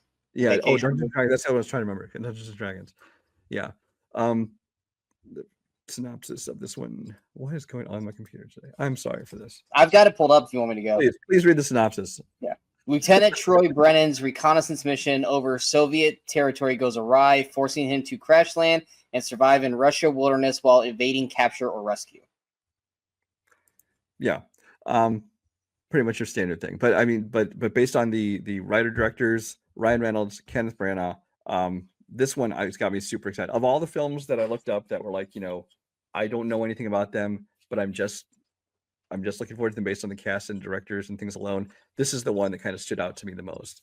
I also think that the sensibilities of Goldstein and Daly, I think that's going to mix very well with Ryan Reynolds' kind of brand of comedy. It sounds like this one's a little bit more serious. It's an action adventure film, but there's going to be comedy in it, just like Dungeons and Dragons did, just like even Game Night did. Game Night was basically an action comedy. Yeah. So I'm looking forward to this one, and I actually really like Maria Bakalova too. I do too. She's quick. She's becoming an up and coming person for me. I hope she continues to get a lot of good parts. And then the last film that is on my list that was not on Sean's is my number one, if it comes out, and that is Havoc. Havoc is a movie that has was on your list last year. It's been on my anticipated list for at least 2 years now, but it's become my number one because I'm waiting for it so long. But also because it's based on a graphic novel. It stars Tom Hardy. It's supposed to be this really a cool kind of graphic action film, and it's directed by the other Gareth Evans, who is known from things like The Raid and The Raid 2, of course, like things like that. So this is a movie that the longer they make me wait for it, the more I'm going to anticipate it. I believe this one is a Netflix movie now, so we won't know it's coming out until 3 weeks before it comes out. So we'll see if it actually makes it this time. Yeah. All right, now back on the movies that Sean can actually contribute to. Sean's number one film is next, tied for number 4 overall, and that is what? Sinners. I was gonna say, like, I don't have it broke down like you do, so it's like I don't know. Yeah, Sinners. This one that Ryan Coogler's vampire movie. So Ryan Coogler has been great lately. Michael B. Jordan is in this. He takes the lead. I love this cast. You got, like I said, Michael B. Jordan, Haley Steinfeld, who I love, Jack O'Connell, Delroy Lindo. Is it Lindo or Lindau? I always say it wrong. Lindo. Basically trying to leave their troubled lives behind. Twin brothers return to their hometown to start again, only to discover that an even greater evil is waiting to welcome them back. The trailer for this looks amazing. The way it's shot, the color palette of it, we haven't even got to see a whole lot of it yet, but it just looks like it's going to be extra brutal. And I just love the way this whole thing looks, knowing that Coogler and Michael B. Jordan are behind it, and Haley Steinfeld, especially since it looks like I'm going to go on a limb and say Haley Steinfeld is probably the lead vampire in this movie, and I am so fucking there for that. I just loved this trailer. And it was one of those, it's like, I watched it, I loved it, and then I forgot about it, and then we started to go through this to shoot this show, and I had to go back and rewatch it. I was like, all the way back up. I was like, it was low, and I was like, I need to rewatch the trailer, and it went right up into my top 10. I'm excited for this movie. I think they've never confirmed that it is actually a period vampire film. It but looks like they've heard that from several outlets, and these aren't like nobody else. It's like Deadline and Hollywood Reporter, things like that. I've referred to it as a period vampire film, so I'm pretty sure that's what the greater evil is. But yeah, this is a trailer that told you almost nothing. It was all about this is the world we're going to put you in. And it worked for a teaser, which is what it is. I love true teasers that aren't, they don't have to show all the big scenes. They don't have to tell you, lay out the whole story for you. It's just like it's a teaser supposed to make you go, "Whoa, what is that? I want to know more In about." all honesty, the teaser's just showing a bunch of people surrounding a barn and them just having to survive from it. They don't ever leave an inkling that it's vampires, but I'm pretty sure that they said Coogler's vampire film. So that's the only reason I have for that. But based off that trailer, you still don't know it's vampires. It's just we know from word of mouth, but it just looks like a bunch of people invading a barn house that people are having a party in at night, and Michael B. Jordan holding a big ass fucking gun at the end of it, which just looked pretty badass. But yeah. Tied with Sinners for number 4. There's 2 other films with this. One is In the Gray, which is our second Guy Ritchie film. Why don't you go ahead and take this one? I like I said, the first Guy Ritchie film, Fountain of Youth, did not know existed until Brian told me about 2 hours ago. So I only knew of this Guy Ritchie movie. Basically, 2 extraction specialists must plan an escape for a high-level female negotiator. It's got Henry Cavill, it's got Jake Gyllenhaal, it's got Rosamund Pike, who I'm assuming is the negotiator, or it could be Isa Gonzalez. They're the 2 top female leads. Those 4 people right there, and you add Guy Ritchie to it, sells me on it. Because didn't Guy Ritchie do one of my favorite movies of this past year, which was the Ministry of Ungentlemanly Warfare? Yep, with Henry and Isa. Exactly. So you're bringing those 2 in. You add Jake Gyllenhaal, who's easily one of my favorite actors in Hollywood. The dude can do no wrong. I've always been very. Just in that other film with him. What? I forget the name of it. Oh, the Covenant. Yeah, Guy Ritchie's The Covenant, which he was phenomenal in as well. And then you add Rosamund Pike, who I've always actually been very high on. Rosamund. And I love Fisher Stevens, and he's in this movie too. Yes, Fisher Stevens as well. It's just a very solid cast, and I actually really like the present. I always like Jailbreak movies. I've always liked the concept of it. I've always liked, just looking. Prison Break was one of my favorite TV shows until they completely fucked it up by season 3. But I like the concept of having to plan, break in, break out. You had a great cast. Like I said, I've been high on Guy Ritchie as of late, and he's got 2 movies coming out this year that I'm excited for. So yeah, In the Gray is definitely one of those I'm looking forward to seeing. Yeah, and this is Lionsgate is putting this out, so it should come out theatrically. It was originally going to come out in January. They pulled it off the calendar because there's some post-production wasn't finished yet, but it should still come out sometime this year. And the last movie in our 3-way tie there is Electric State. This is a movie that, I'll be honest, the trailer I don't love. Mostly because I don't like the design of the robots. They look a little too cartoonish. I'm like, oh, is this a family movie? Is this doing Real Steel? I don't know what this movie's going. Where it's going. But and I'm also not a huge fan of Millie Bobby Brown. But Chris Pratt, it's a totally different kind of movie right there. Don't like Chris Pratt. Chris Pratt, who, like you, as much shit as he takes, I still like him on a lot of the stuff he does. But then it's also Joe and Anthony Russo, who now not everything they've done outside of the MCU has been great, but they're also reunited, I believe, with some of the same writers they worked with before. So this is one that has a lot of potential to be great. Now, this is a Netflix film? It's Netflix, yeah. Netflix, yeah. Yeah, I, unlike Brian, loved the trailer. I remember seeing photos for this trailer before it came out, and was like, what the because like Chris Pratt's got like long hair and a big ass like bushy mustache, and I was just like, I don't really know what this movie is. And then I got to see the trailer, and I loved it. I actually do love the robot designs in this film, and they do give that Real Steel kind of vibe, and I'm all for it. And outside of Millie Bobby Brown and Chris Pratt, you also got Woody Harrelson, Ke-Huy Quan, Juan Carlos Esposito, Stanley Tucci, Anthony Mackie, Brian Cox, Jenny Slate. The list goes on and on and on. This is a fucking great cast. Visually, I think this movie looks great. It looks fun. It looks like this sci-fi. Okay, best way I can describe this. And it's a totally different kind of movie, but this is the feeling I got from it. Do you remember Love and Monsters? Mm-hmm. I loved that movie. This movie watching this trailer made me feel like a robot sci-fi version of Love and Monsters in a way. And that immediately just made the shoot all the way up the ranks for me. I could not be more excited for this. And I love the Russos. And I agree. Since Endgame, they haven't had the best track record. None of their movies are bad. They just haven't been what we expect out of the Russos. But this one, I really, really have high anticipation for. I'm super excited for this film. Yeah, and then I checked it is the Russos reuniting with Marcus and McFeely, who are the writers behind Captain America: First Avenger, Winter Soldier, Civil War, both Infinity War and Endgame. They're also going to be doing Doomsday and Secret Wars. So they're back with their best writers, and so I think this will be a good film. And they have a competent cast that you can trust will do the job. Number 3, which I actually had lower on my list. I had it at 14. Sean had it as his number 2 film, and that is F1.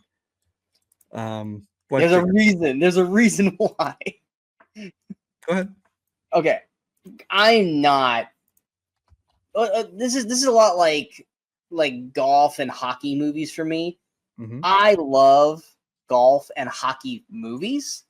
Could give a rat's ass about the sport.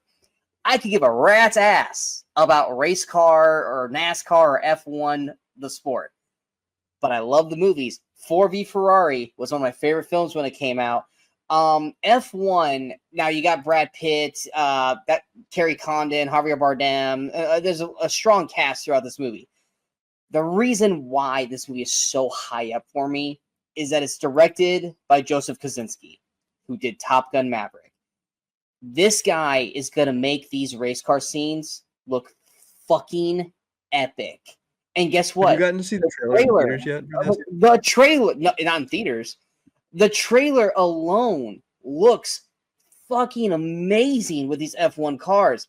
And that's just a taste. It's just a taste of what this movie's going to be. Especially after just rewatching Top Gun Maverick again, like in the last couple weeks. This movie, I am so excited for. I don't know if the story is going to be good, but I'm excited for the experience that I'm going to see when these cars are racing because of Kosinski.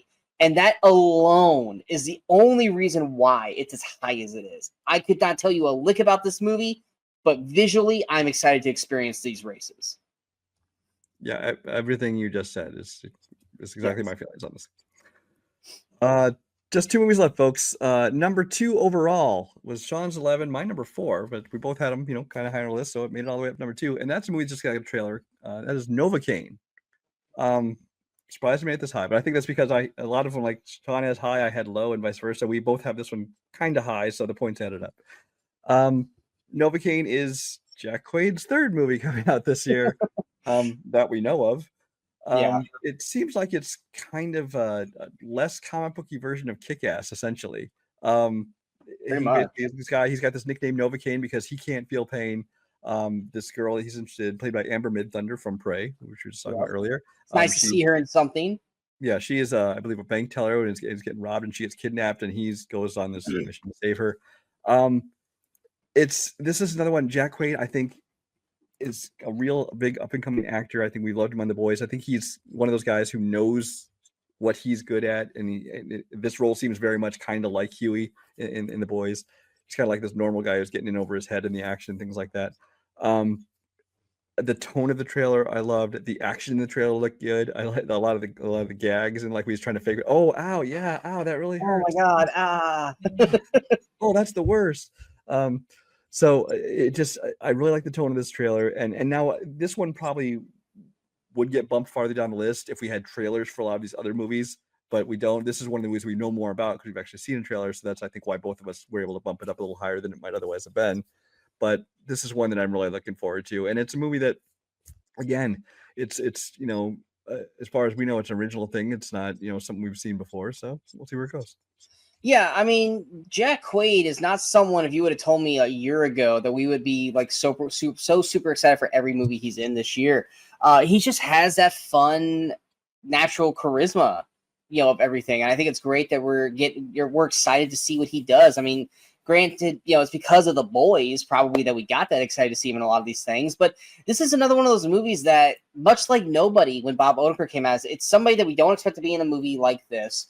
I think also a lot of the cast surrounding him in this movie are a bunch of, hey, that's that guy or that's that girl from that one thing. And you don't really know them as their actual names yet. And I'm hoping that this is a movie that's going to have those people start to be noticed. Amber Midthunder from Prey, Jacob Batalon from Spider-Man. You've got Betty Gabriel from Get Out. You've got Matt Walsh from Old School and so many comedies. Ray Nicholson, Jack Nicholson's son. That's all you got to say about that. There's a lot of people in here that we know from shit that they are going to be at the forefront from this movie. And that could either be a good like showcase for these people to say, hey, these are actually like really good actors, or yeah, they probably should just be those guys or that girl from that one thing and don't really need to be that elevated thing. But Novocaine is going to have be kind of like almost like Boy Kills World of this year, where it's like this has potential to be something great, or it could just be we don't know, but it's intriguing enough to give it that high anticipation level. Yeah, this one's coming out. It's not too far away. This one's coming out in March, which I should boycott this movie because I had a chance to go see a test screening of this movie, but they had an age limit on it, and they said I was too old. So fuck you guys. You didn't tell me that. Yeah. What was the age limit? I think it was like 40 or 45, and I'm like, isn't this age discrimination? I don't know. Why? I can see being too young because it's violent. Because they don't care about old people because they don't think we go to the movies. But oh my god, that's fucking hilarious! I just made me want to see this movie more now, knowing that it's like you're not too tall to ride this thing. You're too old to watch our movie. Old. That's fucking hilarious. Fuck you guys. And our last movie, our number one most anticipated as far as non-franchise films, is another one that is neither our number one, but we both had it relatively high, so it made the points to become the combined number one film most anticipated, and that is Love Hurts. Love Hurts is a film that is it's directed. Well, again, this is an action film done by the same stunt crew of 87 North, who does David Leitch and Chad Stahelski movies. It's directed by Jonathan Eusebio, who I think was like David Leitch's like number 2 man there. This is like his directing debut. He's finally getting to take the reins on one of these things. It got Ke Huy Quan in the lead role, essentially in this. Ariana DeBose is in it. Marshawn Lynch has a role in it, which is kind of we need to see him pop up in Sean Astin. Sean Astin and Reese Darby. Sean. And they put him to get Sean Astin. It's just kind of have that Goonies reunion, but we're still gonna eat that up. We're gonna love that. This is just my kind of movie. Yeah. It's kind of action with a good sense of humor to it. So some cool action set pieces. And that's all I need to just have a fun time at a movie. This is from the same producers, obviously, who did the David Leitch films and Nobody and Violent Night and all those other films. So this is one that I am just really looking forward to. The main selling point for me is probably the main selling point that it's going to be for everybody for this is that we get to see Ke Huy Quan kick ass. He's such a, at least he comes off this way, the sweetest, like nicest fucking guy ever. And we got to see him kick some ass in Everything Everywhere All at Once, but he's basically, playing the husband character, or not the husband. Yeah, the husband character. Mm-hmm. This is a movie where he gets to just go balls to the wall, kicking the living shit out of everyone. And I am so excited to watch him beat the shit out of so many people in this movie.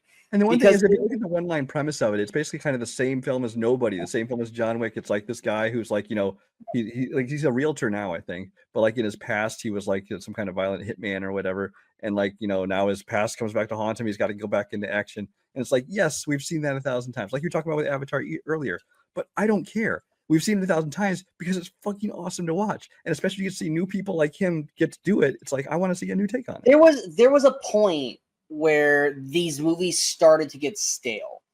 And it was about a couple years back where we got like Peppermint with Jennifer Garner, which is like, okay, it's her version of John Wick. And then there was that was in the wake of Taken. There was like all these versions of Taken. Exactly. It was like, and then you had like Liam Neeson doing like 20 different versions of the same kind of thing, and it got very stale.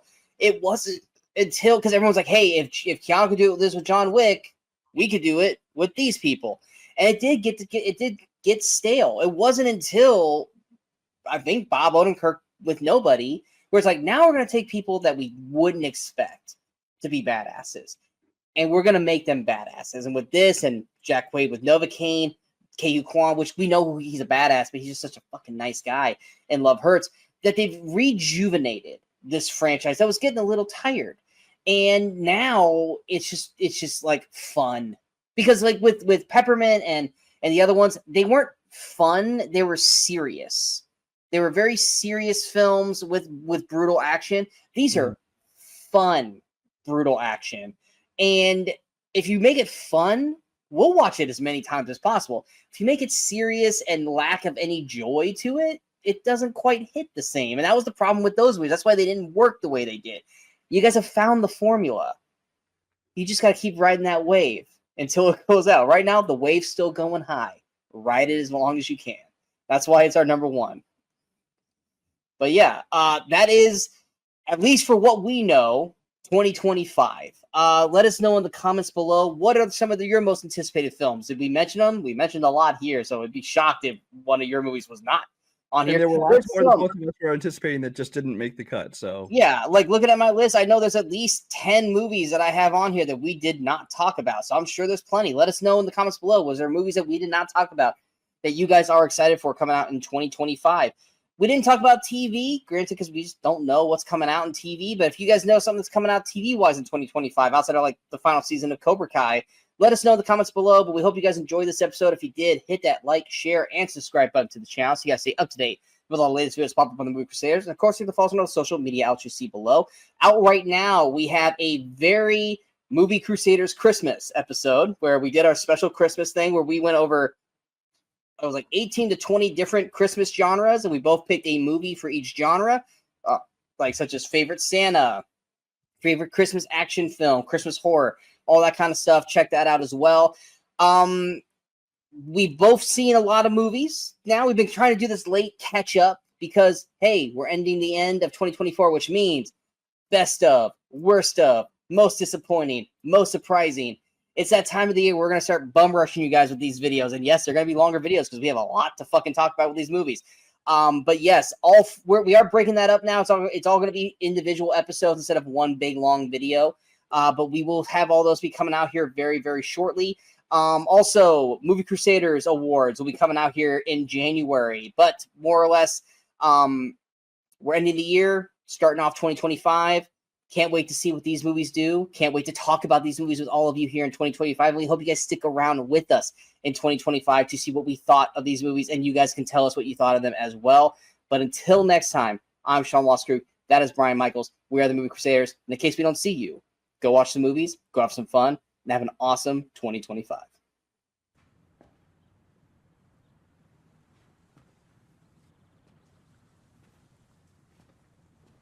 You're still here. It's over. Go home.